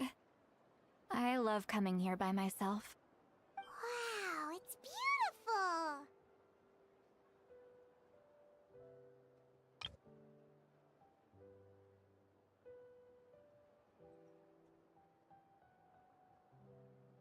beautiful! You're making me want to cry. Oh no, what do we do? Please don't cry! I was an expression, okay? A figure of speech. I'm just... embarrassed. Here you are thanking me. Even after you helped me all this time. Let's just have a casual conversation. It's easiest that way. Really? You don't seem like the kind of person who keeps things casual. Well, I guess I used to be more of a stickler for the rules. And you're right, I don't usually open up to the people of my tribe like this. I'm just an eccentric old hag to them. That story's been passed down so long. It might as well be true. But you're just a regular person. The kids of my tribe would have a heart attack if they heard you say that. Granny Eatsley is a powerful figure. Be careful around her. That's what they'd say. Well, you are powerful. Are they afraid of you? Some are. Others are mad I always come out on top. A few decades like that, and people stop knowing how to deal with you. What about you? Are you scared of me? We don't find you scary at all. Huh. That's because you're not from my tribe. You don't know how many delusions of grandeur I've destroyed just by existing. I make people realize that no matter how hard they work, they'll never become a living legend like me. Oh, not to brag or anything. Maybe it's hard to believe. Just pretend I never said anything. We believe you. Shilonen has full faith in your abilities, and Auroran didn't seem scared of you. He thinks of you as his granny, right? Yes, but Auroran's a special case. Mawika already told you about her plan. And you've given so much help to Auroran and me. You deserve to learn the full truth. Auroran's not like other people. As I mentioned, he was abandoned as a child. The reason being, his soul is incomplete. The Masters of the Nightwind view this as a bad omen, capable of bringing about illness and misfortune. No one knows who his parents were. He was just left on a rock in the wilderness. It's a miracle he wasn't devoured by some wild beast. The Masters of the Nightwind believe they can see human souls, and in Auroran's incomplete soul, they saw a possibility for Natlan. A possibility to turn Auroran into a vessel for lost souls. The ceremony would allow lost souls to gather within him. Auroran would then be sent to the Night Kingdom to return the souls to their rightful place, strengthening the ley lines and completing the ceremony.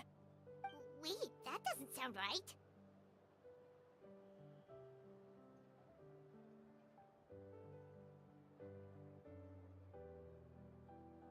Now, you see the problem. When damage occurs to the Night Kingdom, the souls held within disperse and remain adrift, unable to find a way back to the ley lines. This loss of souls damages the Night Kingdom even further. The ceremony can send back countless souls at once, which would benefit the Night Kingdom and the souls themselves. Of course, the vessel, Auroran, would be sacrificed in the process. I wasn't surprised the chief at the time came up with the plan. The ley lines were already in a terrible state. A suitable candidate for the ceremony appears, and now you have the chance to make things better. Of course you're going to take it. When the chief asked for my opinion, I didn't give my approval, but I didn't object either. So they went ahead with the ceremony. It failed, and Auroran escaped with his life. Pathetic, isn't it? By not objecting, I basically gave them the go-ahead.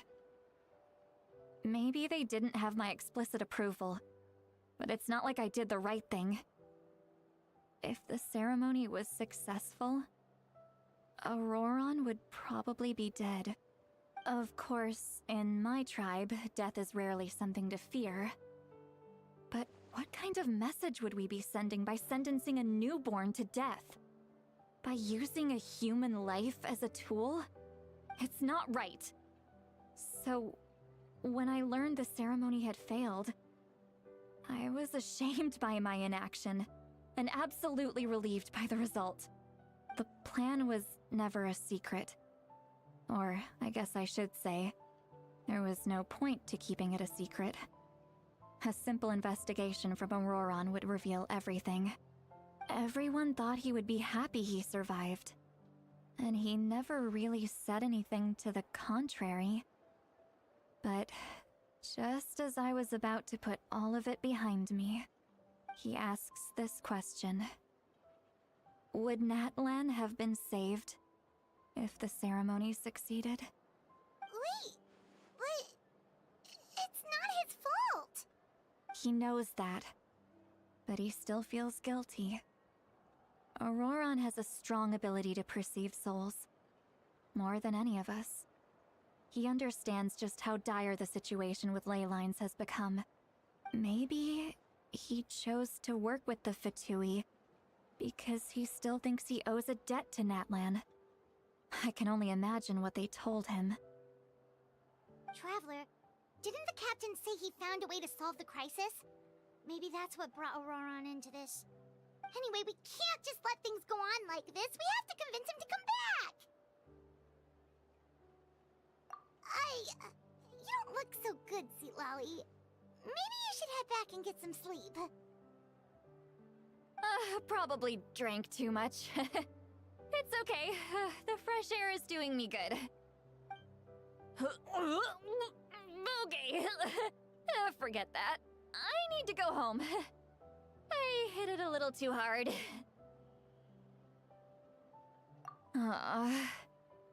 You've helped me so much already. How do I even begin to thank you? Hey, we're friends, aren't we?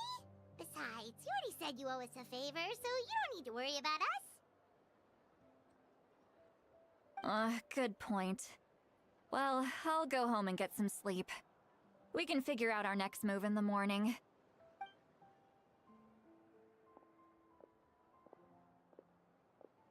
Friends.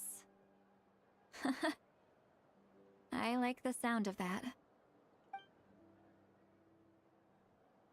Auroran's probably back with the captain, don't you think? You mean about the backup plan? Do you really believe what the captain told us?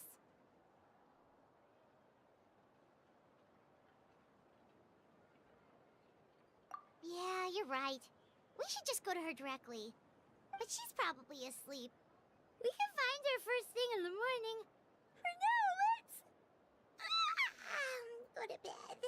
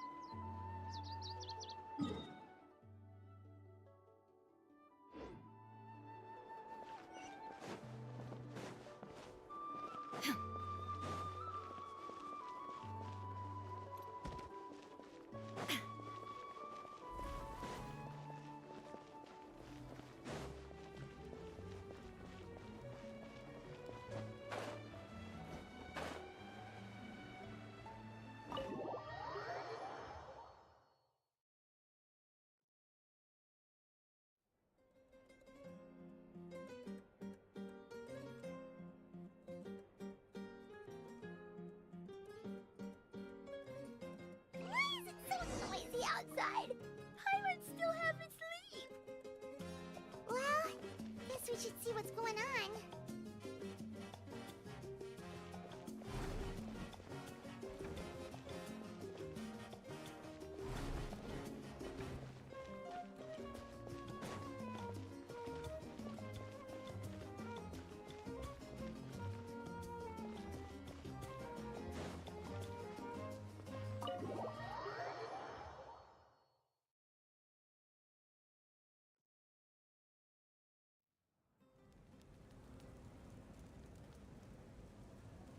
You're already here. I was just about to come get you. Wow, you're up early. That's impressive, especially after all the drinking last night. Let's not bring up last night. I'm embarrassed about the whole thing. Anyway, I was also woken up by the commotion. Looks like all the warriors from the stadium are on the move. I heard many areas have been attacked by the Abyss, including the Masters of the Nightwind. I need to head back right away. The Abyss attacked again? Are you sure you can handle it on your own? Do you need our help? I'll be fine. We also have the support of the warriors stationed at the various outposts. Given the quick response, things shouldn't get too serious. The stadium could always use more manpower, so you should join the forces here. I'm done making excuses for him. He's not a child anymore. He needs to take responsibility for his actions.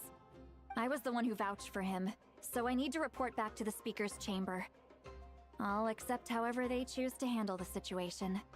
But I should be able to convince them to let me go back to my tribe first to deal with the attack. As for the ancient name, once we handle this crisis, I'll talk to Shilonen right away. Don't worry, I never forget a promise to a friend. Thank you. Alright, I need to start heading back. She left in a hurry. The situation must be really serious. Oh, looks like a lot of people are heading to the stadium. Let's see what's going on.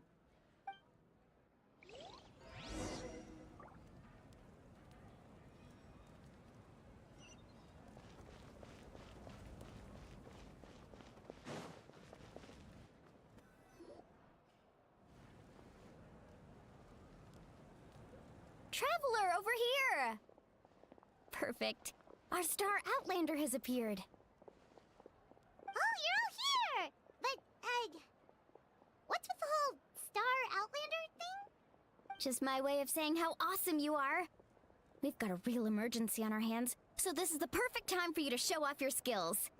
Alright, but can we get a quick rundown of the situation first? The Abyss suddenly attacked the Collective of Plenty, the Masters of the Nightwind, the Children of Echoes, and a number of our camps and outposts in the wild. Yes, and the attacks are increasing in frequency.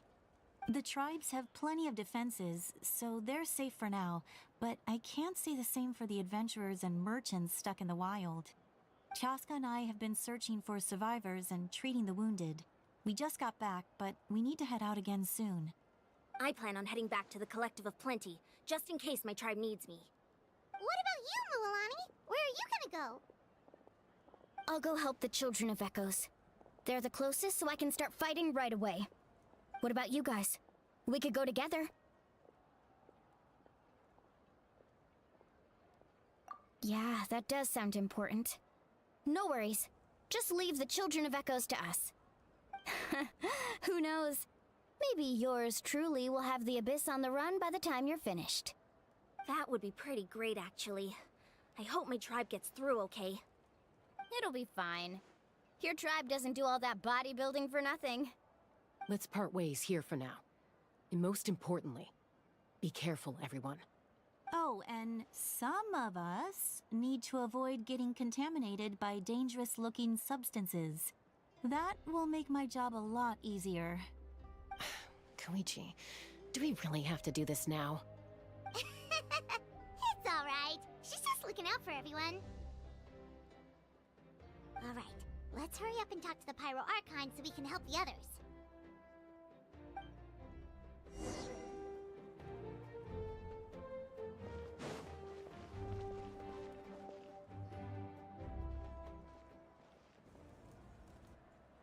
Oh, it's you two. As you can see, things are not looking good right now. People across Natlan are in danger. Look, I'm very interested in your recent adventures, but this is not a good time. So we'll have to keep our conversation short. That's alright, we're also in a hurry. We're gonna go help the Children of Echoes after this.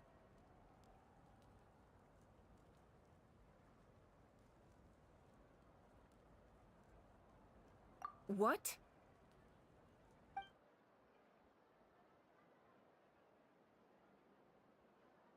So he thinks my plan is too risky. He thinks I'm being stubborn.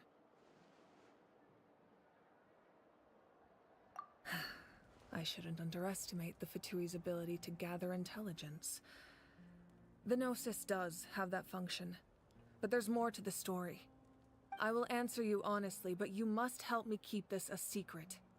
I can use the power of the Gnosis to save Natlan, but it comes at a heavy price.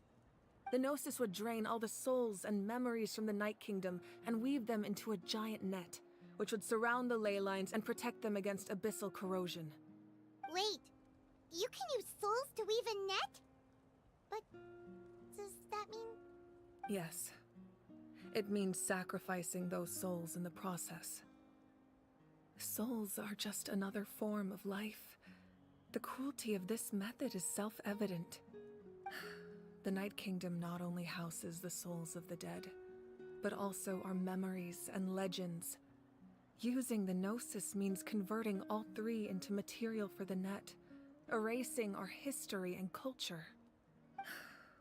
Even then, the net can still become corroded. If we cannot find a way to repair the damaged ley lines before that happens, then all those sacrifices are for nothing. given the enormity of the price. It's a solution I refuse to consider right now.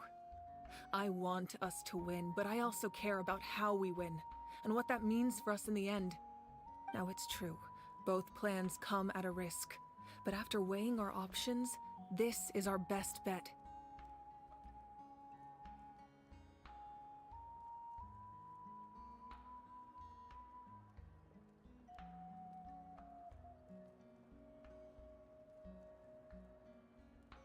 Natlan is unique among the nations of Tevat.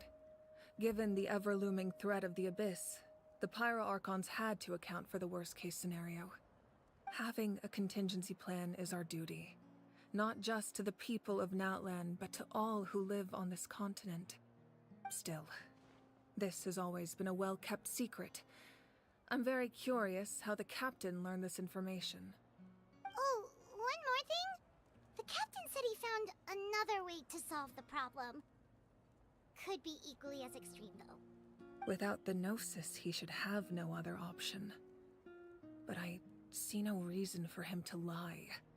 Seems like our only path forward is to track him down, so he can answer that question for us.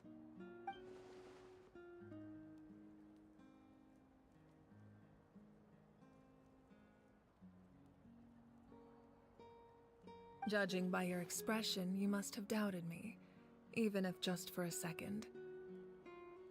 Not even a little! We would never— Wait, what are you talking about, Traveler?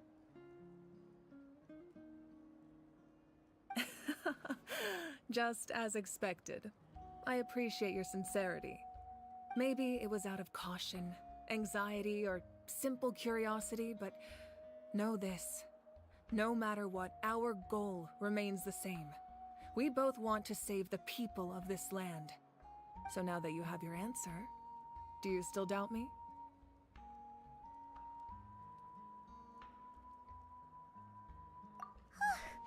You scared Paimon. You've really got a lot of guts, Traveler. That's a good thing. Oh, and feel free to call me Mawika. It's what all my friends call me, and I like it that way. As for the captain, the intelligence officers we assigned to the Fatui should be back soon. We'll get our answer then. That's great! Sounds like we just have to wait a little longer.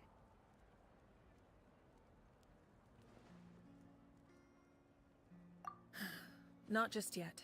Even though the Abyss is attacking several locations at once, I'm confident the warriors stationed in those areas can handle it. Don't worry. I just need to finish coordinating our available manpower, then I'll take a small team to handle the difficult locations. Wait, you're going to fight in person? Didn't you give up your power? That's true. I'm far less powerful than a god in my current state. But don't forget, I was an experienced and powerful warrior before I ever became the Pyro Archon. No matter how you look at it, my duty is on the front lines.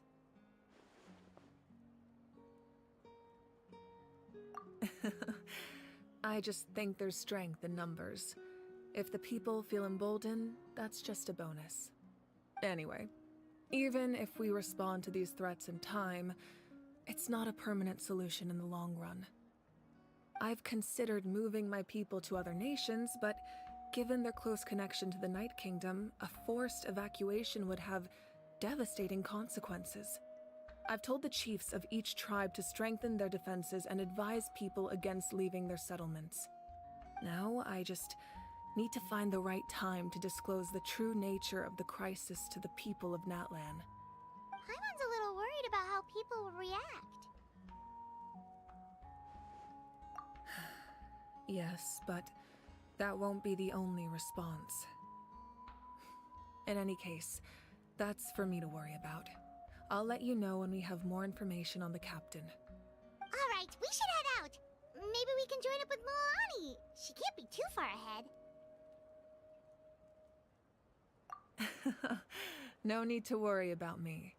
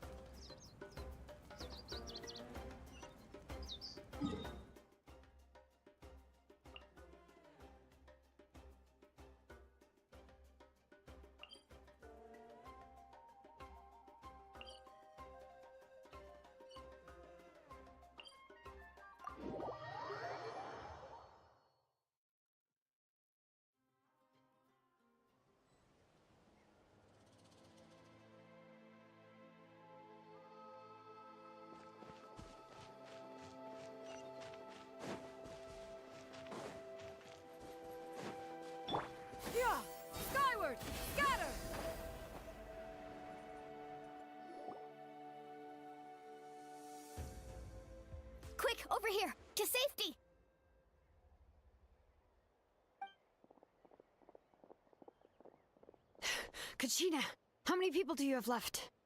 They've all made it out.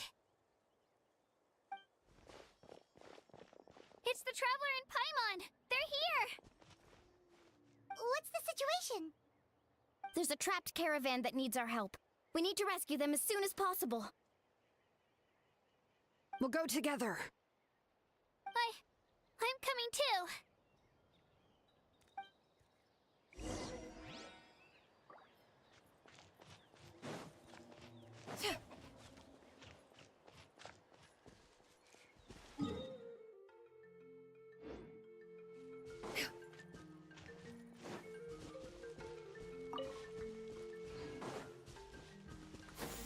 Skyward!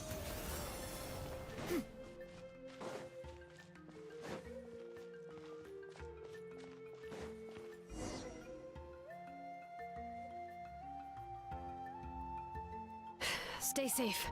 We've got this.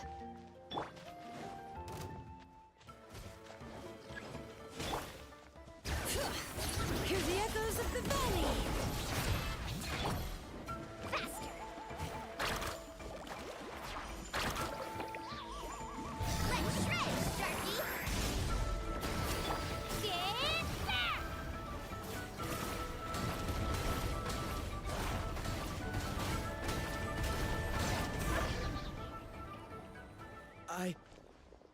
I really thought I was done for.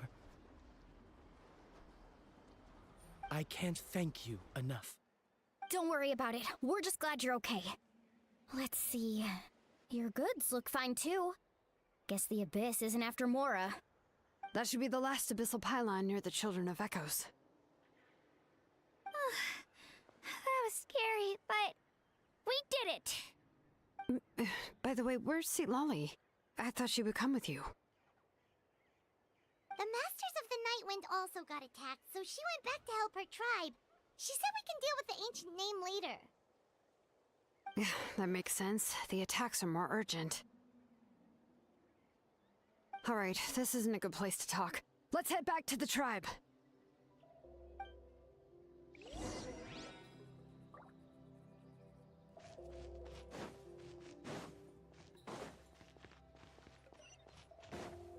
Yeah! Skyward! Scatter!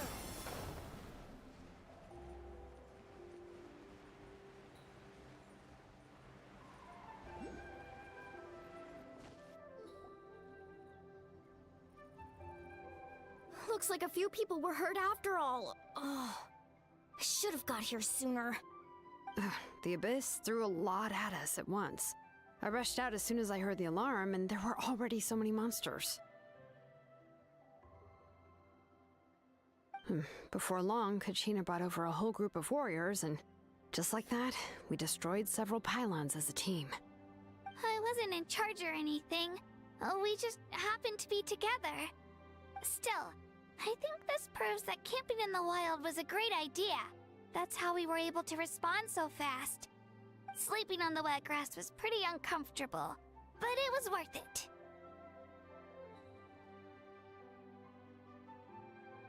You mean the situation in the Night Kingdom, right? Yeah, I feel the same way. We've managed to keep it a secret all this time, but more and more people are realizing something's wrong.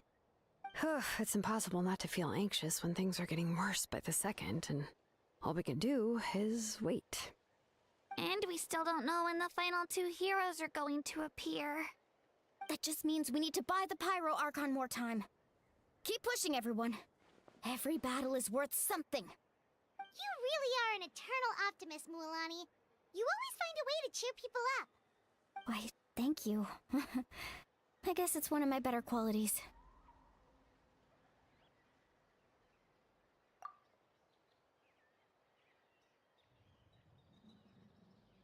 So, specifics aside, the Pyro Archon confirmed the Gnosis can resolve the crisis, but it comes at a huge price. And somehow the captain finds out about it, goes to fight the Pyro Archon, and calls her out for having a solution but refusing to use it. Honestly, if he has the same information as us, I can't really blame him. It's probably because our plan is so risky. We don't even know if the 6 heroes will reunite in time. We talked to Moika before we left the stadium. According to her, the cost of the captain's plan is too high. And, well, it makes sense. If that was truly the better choice, she would have picked it. Yeah, I trust the Pyro Archon. When I was upset about Kachina's disappearance, she was really sincere and patient with me. Plus, she burned down all those precious mementos for Kachina. She's already proven how much she values even a single person's life. When it comes to Natlan's survival, there's no way she would hold back. I agree. Maybe the captain weighed the costs and came to his own conclusion, but I'm sure we have different priorities. Life is important, but so are history and memory. As the Archon, she can't tell us everything, but it seems like she wasn't holding anything back this time. The next question is, if the captain found a new way to save Natlan, how come the Pyro Archon has never heard of it? Yeah, and isn't he from Snezhnaya? Why would the Fatui want to save Natlan?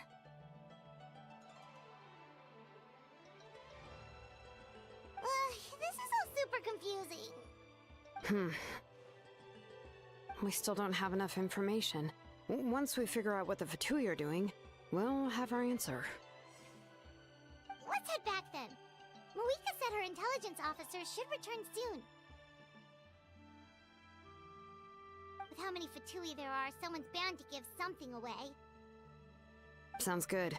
I have a few theories of my own. With a bit more information, we just might get to the bottom of the whole thing. Want to join our garrison, Mililani? I was just about to ask. Count me in.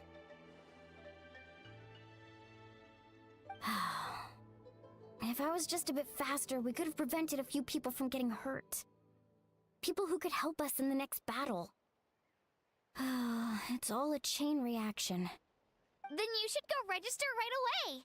It shouldn't take long. Everyone's looking for people. Register? Nah. I'll just follow you around. You know, go where you go, do what you do. Okay, but then you have to follow my orders. You got it. I just don't want to make the trip back. It's so far. All right. See you all later. Let's get together and celebrate once this is over. Oh, you betcha!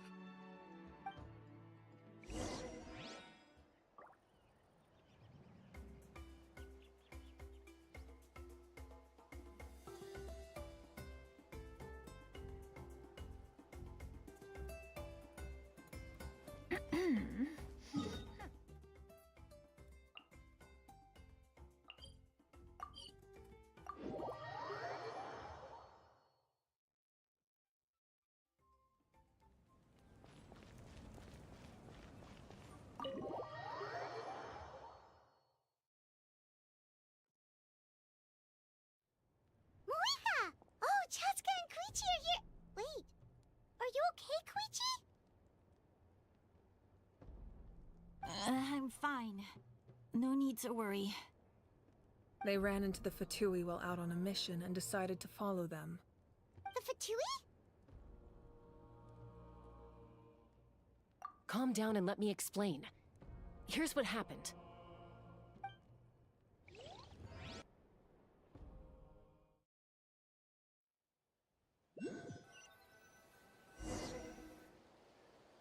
Watch out. It's the Fatui. Were they attacked by the Abyss? No, wait. It looks like they're protecting a group of travelers. Over there. Do you see? You're right. That's a traveling group from Natlan. Could they be trading for something? Let's keep observing for now. We're glad you're okay. Given the appearance of abyss monsters all over Natlan, you should cancel your journey and seek shelter at the stadium or one of the tribes. Thank you so much. I wish there was something we could give you. We don't expect anything in return. We were out on a mission and saw you being attacked. It was our decision to help. If you truly wish to repay the favor, you can keep this a secret. If anyone asks, just say you were saved by warriors from Natlan. Oh, okay. We can do that. But... We're not asking you to cover up our activities. We haven't done anything illegal. Our captain simply wishes to remain undisturbed. Nonetheless, the decision remains yours. If we wanted to keep you quiet, we would have employed a harsher method. Got it. We'll get going now. Did you hear that? They mentioned a captain. Isn't that who the Pyro Archon is looking for? Exactly. We could be onto something big. Still, there was no trade. They were just helping people in need. I didn't sense an ulterior motive. I didn't believe the captain when he said he wanted to save Natlan. But based on what we just saw, it's possible he was telling the truth. Maybe we've been wrong about the Fatui this whole time. It's too early to say. Let's follow them and see what's really going on.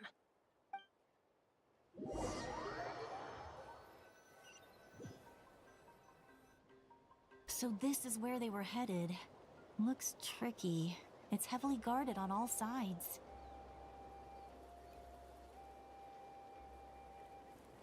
Koichi, wait for me here. I'll go in and check it out. Oh, no you don't. How are you planning to get through all the guards? Look, I can use this terrain to my advantage. With our tribe's special way of getting around, I doubt they'll see me coming. We still can't see anything on the inside. What if you can't find cover? You won't have anyone to watch your back if you go in alone. The more heavily guarded the location, the more valuable the secrets. Even if the captain isn't here, we can still figure out what the Fatui are planning. That intel is worth the risk. Fine. You're not gonna listen to me anyway, so let me come with you. That's even more risky. You've been running around saving people for days. You're already at your limit. I'm confident I can protect myself. I'm not sure you can say the same. At least right now. I can. You really believe that? Fine, don't believe me. But you can't honestly tell me infiltrating a heavily guarded Fatui hideout all on your own sounds more reasonable. You know, growing up, even if I insisted on doing something, it never gave you any trouble. I'm not sure you can say the same. All right. If we start arguing, this will never end. We can't let this opportunity go to waste. Guess that means I win. Don't worry, you're not the only capable young person from our tribe. I can handle this. All right, same plan as usual. We split up, communicate with hand signals, make sure our blind spots are covered, and support each other once we strike. Got your ropes? Yeah, let's go.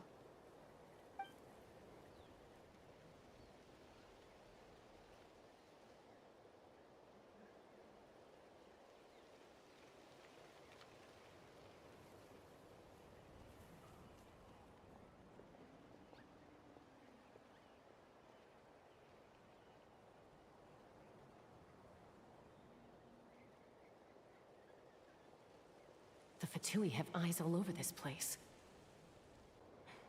I should wait for Koichi's signal.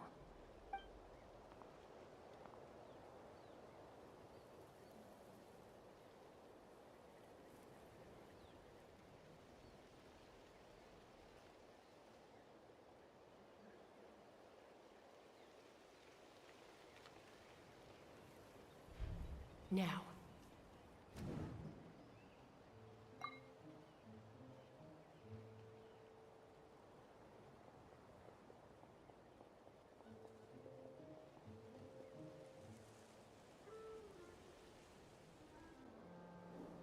Not sure how many chances I'm gonna get. I need to act.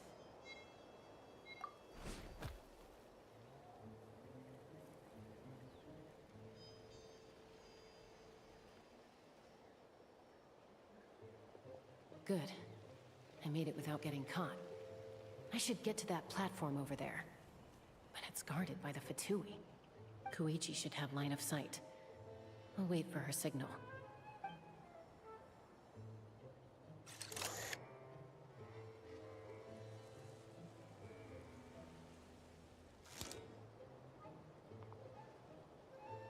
That's it. Now's my chance.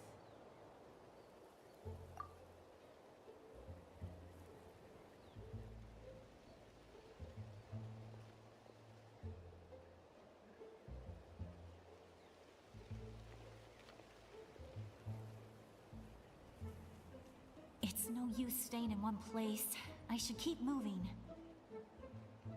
Looks like Chaska is helping me by keeping an eye on the Fatui movements. I'll wait for her signal.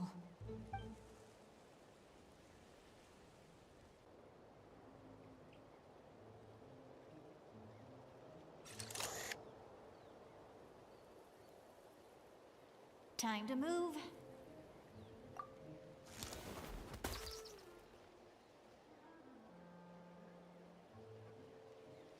Whew! That was close. Almost got caught. Probably can't make it over in one go. I'll wait for my next chance. Now's my chance.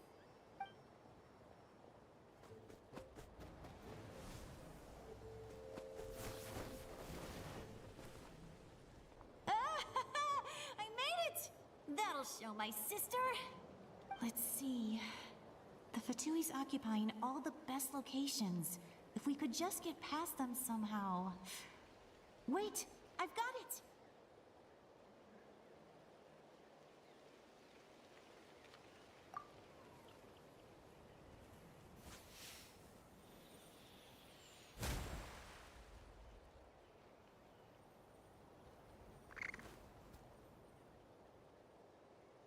Huh? What's that noise? Did something explode? Oh! It stings! What the heck is that? What do you think you're doing? I could ask you the same thing!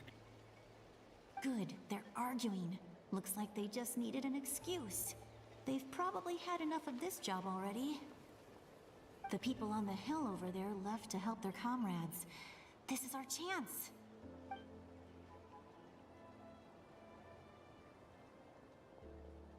Come get me, Chaska. I hope she gets this hand signal. That's Koichi's signal. Smart idea.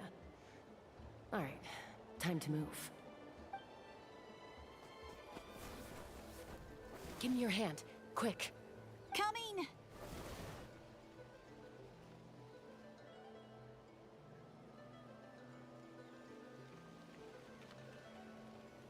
I checked, and this way is completely clear. It should lead us to the deepest part of this place.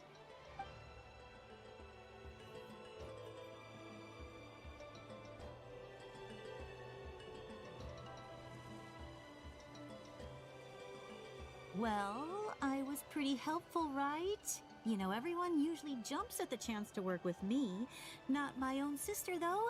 No, she avoids me like her life depends on it. I was wrong, Koichi. You've done well. Wait, you're just gonna admit it? Now I look like the mean one.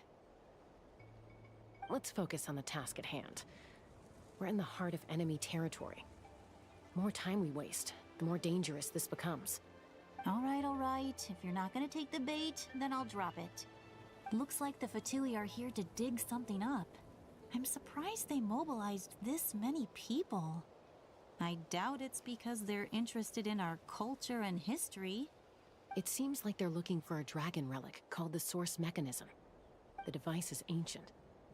Barely any information survives to this day. And even people from Natlan don't know how to use it. Why would this be the Fatui's target? Not bad. Looks like it's in good shape. This should be what our Lord's looking for. Took us long enough. Come on, let's get this thing back. Back? Back where? Should we keep following? You really want to keep going? Of course! course. We make a good team, don't you think? No reason to stop now. Hmm? What was that sound? Uh-oh. We've been spotted. Time to go. Falling rock incoming! Watch out for your gadget! What? You'll regret that! After them!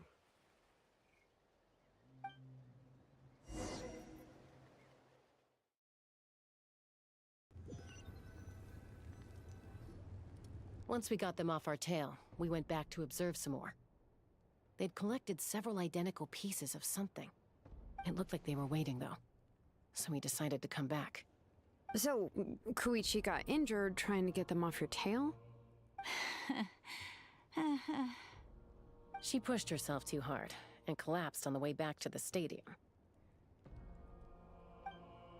Well, I didn't cause you any trouble while we were fighting, right?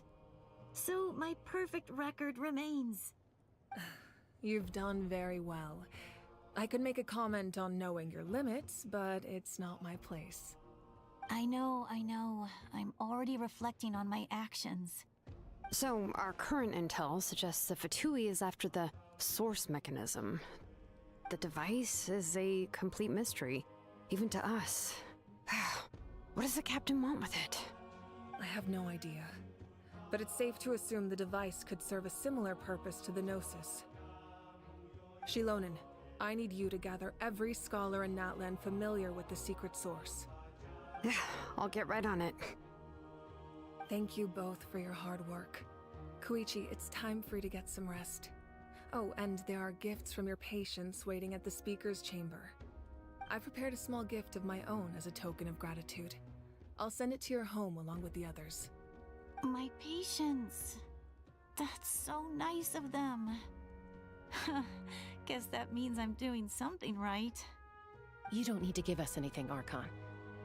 We were just doing our duty for Natlan. I should take Koichi home now. Well, if Koichi doesn't want her favorite Saurus crackers, then... I accept. Thank you, Archon. What am I gonna do with you? There's some for the rest of you as well. They're one of my favorites too, so don't be shy. I'll start investigating the source mechanism right away. If I learn anything, you'll be the first to know. Yummy snacks!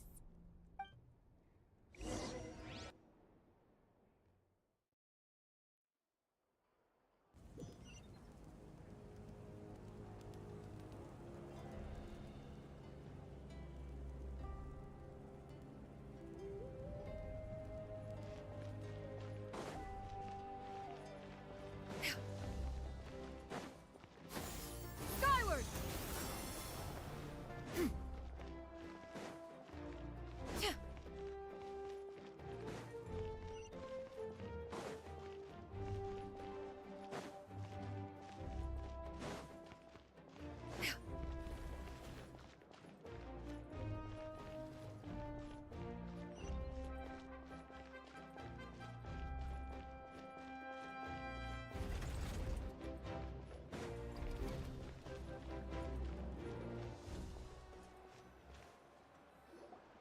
What's next for you two?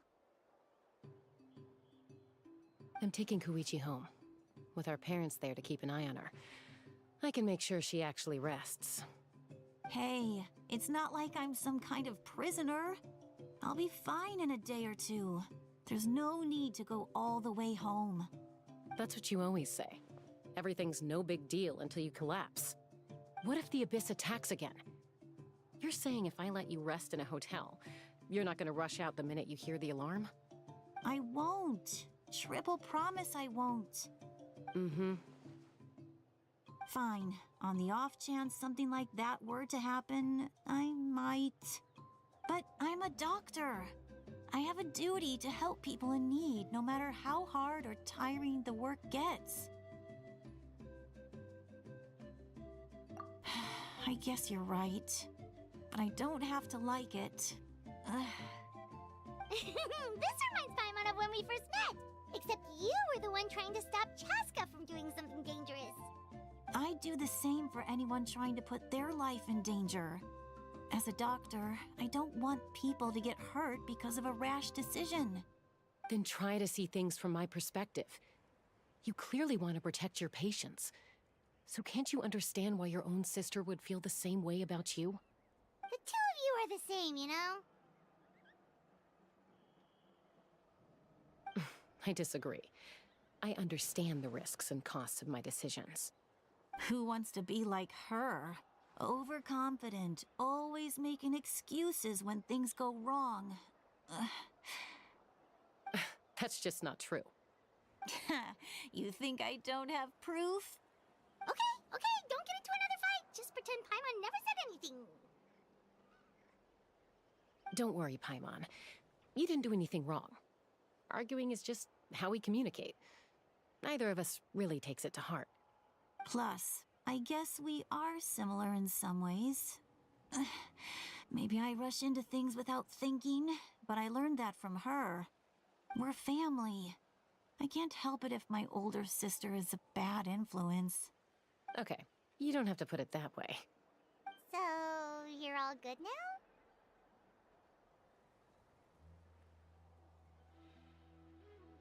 Neither of us are really the type to back down, so we'll always have our differences. But still, we get along in our own way. Plus, I know you'll wake up one day and realize I was right all along. I just need to wait. Be my guest. Come on, let's get you home. See you later, Traveler and Paimon. I'll be back once everything's settled at home. There's no rush. At least grab a nice meal with your family.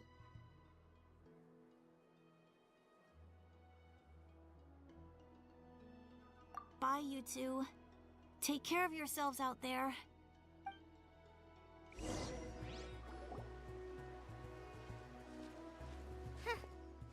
two will probably make up for real at some point, right? Well, we've learned a lot. Let's go over everything that we know so far.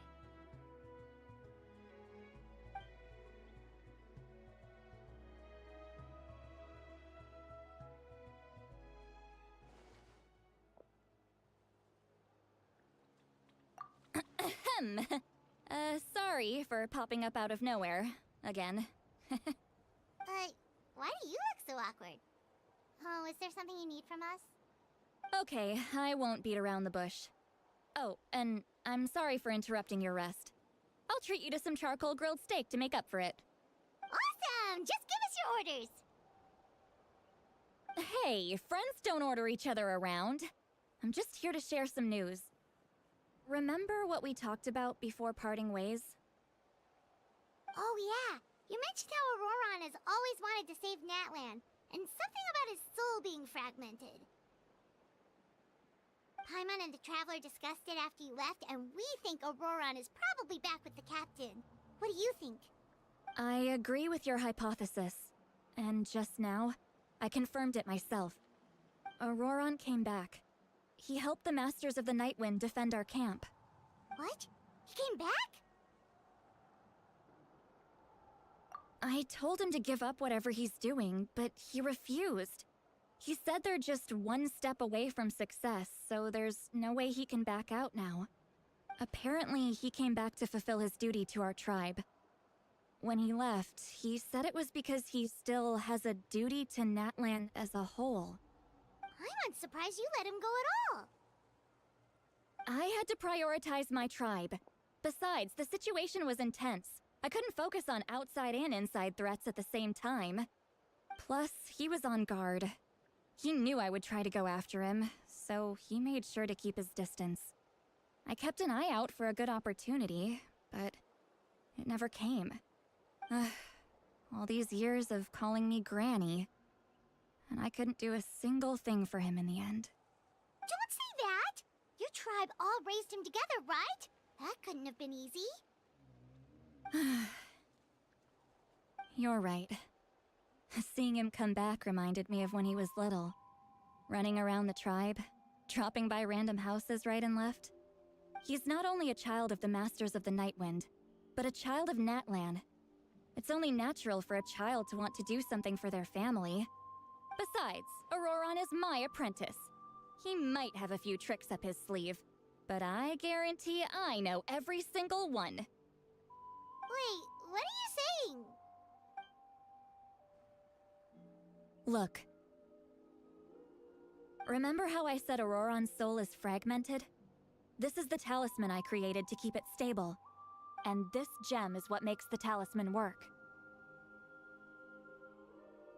It just so happens that Auroron is due for a gem replacement. Since I can't get close to him, I put the new gem in a supply bag and asked Aoife to bring it to him. You guys know Aoife, right? No? Well, he's a pretty famous vet around these parts. He's always bringing me all sorts of things, and he happens to be very good friends with Auroron. Aoife doesn't know what's going on, so he agreed, no questions asked. Auroron would find the gem as soon as he opened the bag.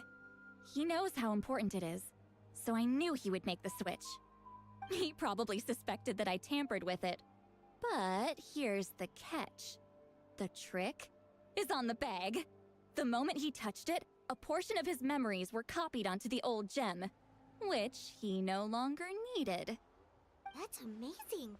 You can do something like that? Most people can't, but I can. That trick he used to bring you to the Night Kingdom isn't anything special, by the way.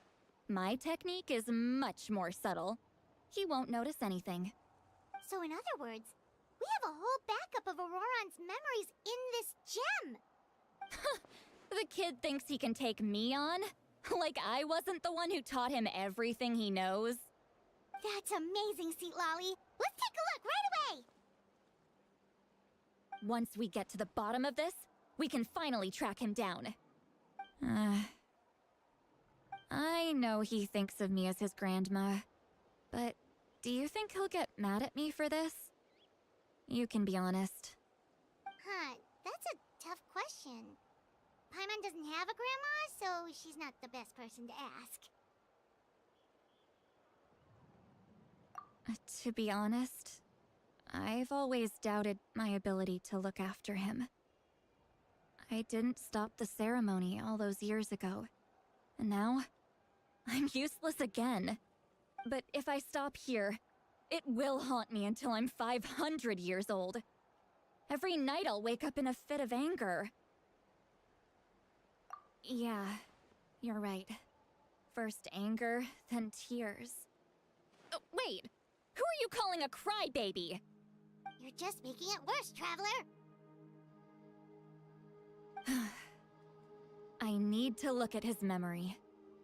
Even if he resents me, refuses to see me, or runs away for good, I don't care, and I won't blame him.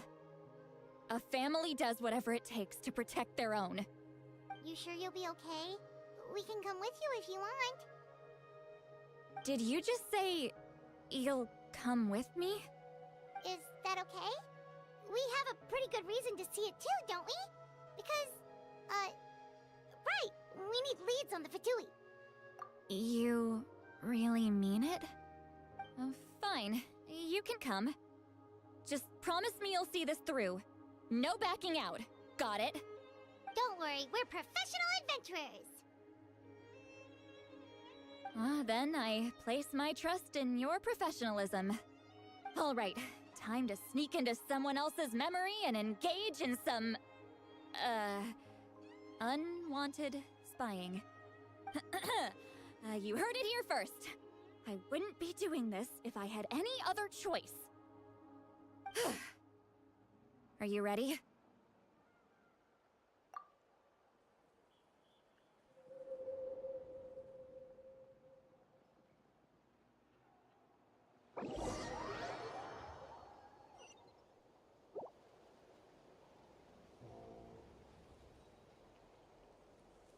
Look how good you're doing.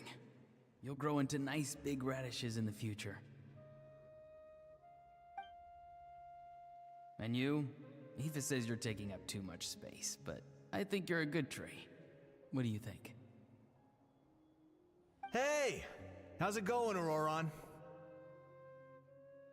Good. How are you, Uncle Okanbi? Can't complain. What you up to? Naming your vegetables again? No, just some idle conversation. Sounds fascinating. What did they say? They told me you were coming and that you would take some produce with you. Ha! Only if you're offering.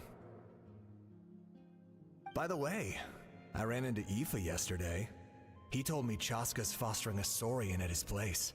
Said the thing trampled over a part of your radish garden. I hope you two didn't get into a huge fight. No, don't worry. I'll find a way for him to make it up to me. I've already wrapped your share of the produce. Here you go. You really knew I was coming. That's pretty amazing. Light up the smoke and you can see the path through the shadows. That's what everyone says. Hey, have you seen that strange group of people that just appeared out of nowhere? Appeared out of nowhere? I don't think so. It's the Fatui. Their leader seems like a big deal. He didn't bring many men with him, but they're all elite warriors. It seems like they're looking for someone, but I wouldn't go around asking too many questions. If you run into them, be careful.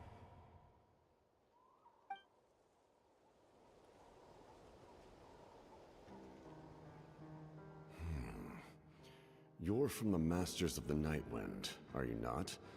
Why do you live here alone? I enjoy living by myself out in the wild. I guess you're from the Fatui, the one everyone's calling a big deal. Not an inaccurate description. I'm looking for someone who may be known to you. Citlali is her name. Granny? What does an Outlander want with her? I've heard the name. You have business with her?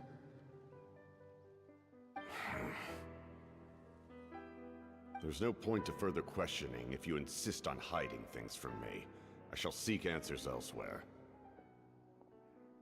Oh, he could tell I was lying and now he's leaving? He gave up just like that? Hey! At least tell me why you're looking for Citlali. It's none of your concern.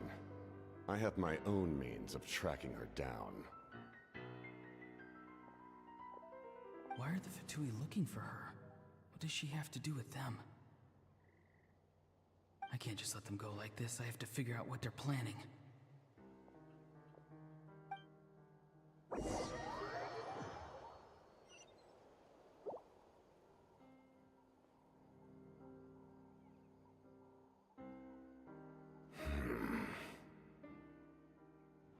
I've just been studying the ley lines and asking for leads on Granny.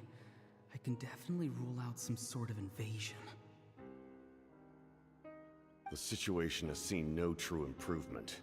The Pyro Archon did not fulfill her promise. My lord! Ignore him. He is no threat. He knows I'm following him, but he doesn't seem to care. He's strong, I can tell. But there's something unusual about him and also familiar in some way. I can't describe it.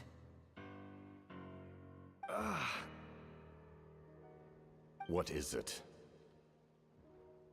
My lord, I feel dizzy. A ley line disturbance. Certain presences have been forced to wander outside their rightful realm.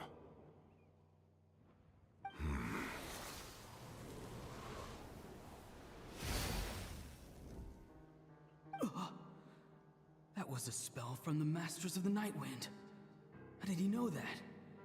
Is he sending those escaped souls back into the ley lines? How did he do that so easily? Soulfaring is supposed to be extremely difficult. This could be related to why he's searching for Granny. I feel much better. Thank you, my lord. Think nothing of it. Stay vigilant, and continue to gather information. The Abyss could attack at any moment. If you notice any irregularities, assume drill formation and be prepared to fight. However, there's no reason to over-engage. Information is our first priority. Yes, sir. Why are the Fatui fighting against the Abyss? Do they really mean us no harm?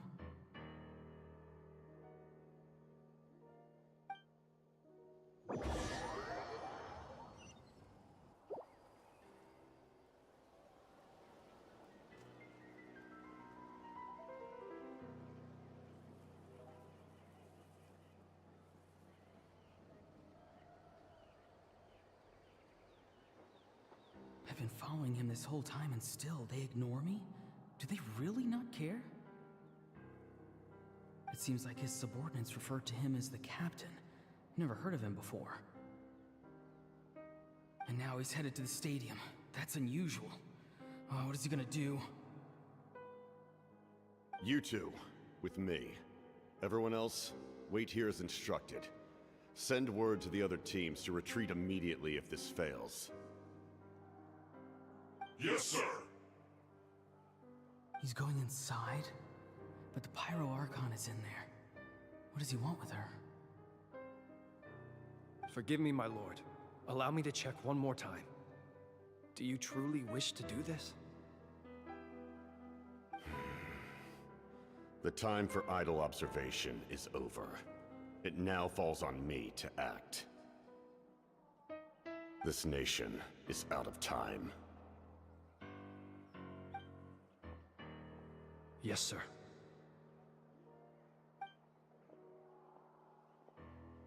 He just walked straight into the stadium. What is he gonna do?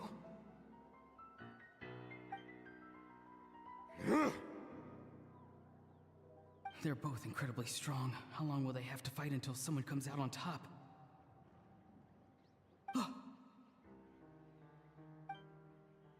Wait, this feeling. Just like the other day near the ley lines, it's faint, like a soul's trying to escape. Where is it coming from? Is that why he's looking for Granny? If he dies here, then all clues will be lost. I can't let that happen.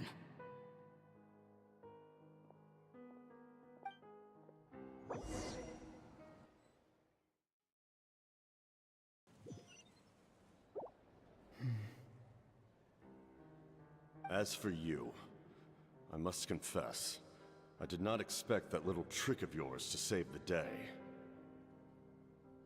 No matter how dense the fog, as long as the sun remains, we cannot turn day into night. She could have dispelled it. She simply chose not to. You don't have much time, and you're injured on top of that. What do you plan to do next? I'm beginning to see just how useful you may turn out to be. You heard something from here, didn't you?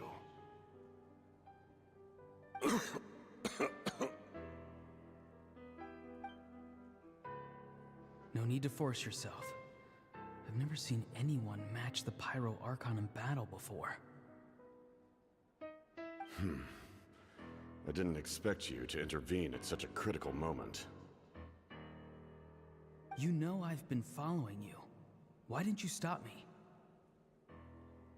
When walking in the forest, it is only natural to encounter wild beasts.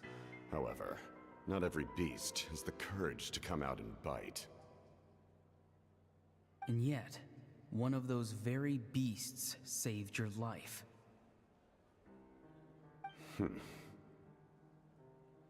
Then speak. What do you want? I didn't save you because I wanted something. My soul is more perceptive than others. I can sense that the ley lines are extremely weak. I don't know what the Pyro Archon is planning. Can she really save us? The questions you asked her just now, well, I've had very similar doubts. So I felt like I had to help you,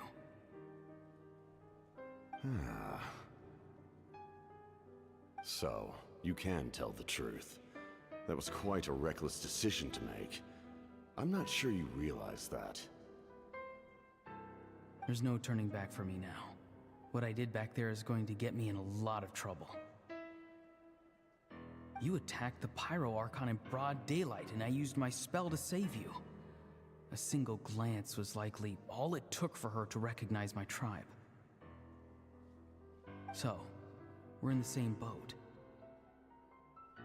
Seem to care little for my thoughts on the matter. It's too late for that. Start from the beginning. Why are you looking for Citlali? Do you know her? Explain your relation to her first. I know you two are acquainted. It was obvious the moment I mentioned her name. Citlali is my elder and my teacher. She taught me everything I know. It's my duty to protect her. If you truly wish to protect her, you should have let me perish at the Pyro Archon's hand. Yet, you chose otherwise. Do I really need to tell you what that means?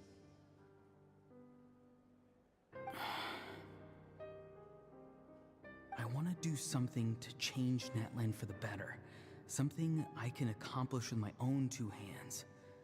You're stranger than anyone I've ever met.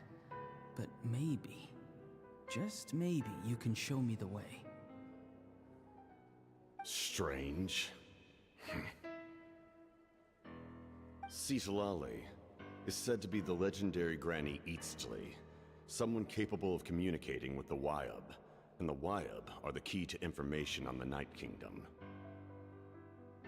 Why do you need knowledge on the Night Kingdom? That is not something you need to know. Don't forget, I saved your life. Do you not believe the Fatui capable of betraying a debt? People can lie, but souls cannot. I can tell there's a weight to your soul, a sense of justice. You may not live among your tribe, but you certainly know their tricks. I apologize for my rash judgment. You are more capable than I imagined. Let's go. We'll see if you have what it takes to join my plan.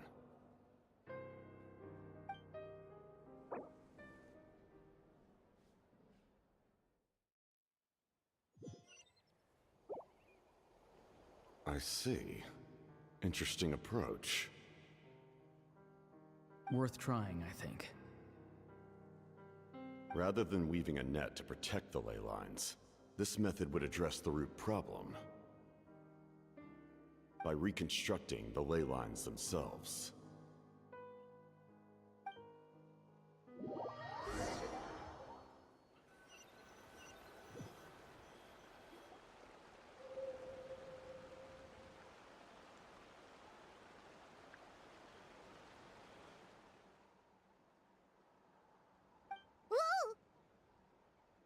Traveler, Paimon.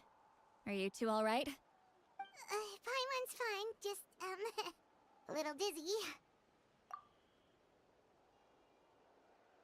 Of course.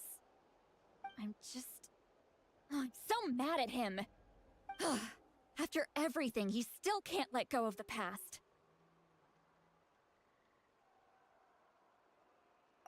For some reason, he thinks he owes something to the people who cared for him. Stubborn, self-righteous fool. Where's that gonna get him? Now that he's all grown up, he thinks no one can tell him what to do? He thinks he can just run away whenever he wants. I'll show him. If he tries to run one more time, he's got another thing coming. Maybe stubbornness runs in the family. Like grandmother, like grandson, as they say. Is that supposed to be a compliment? Huh! That kid's got nothing on me. Anyway, back to what we just saw. I don't even know what to make of it. Yeah, the captain seriously wants to reconstruct the ley lines? What does that even mean? Something like the loom of fate, maybe? But how does that help with the abyss? The loom of fate? Oh, it's kind of hard to explain. Basically, it's a device from Conrio that has unbelievable power. Anyway, if he really wants to manipulate the ley lines, everyone in Natlan will be affected. Oh, this is big. Which means the captain has been honest from the very beginning. Auroron's memory proves that. Why is he so obsessed with saving Natlan? Oh, we've got to tell Moeka about this right away. Yes, she needs to know about this. Now.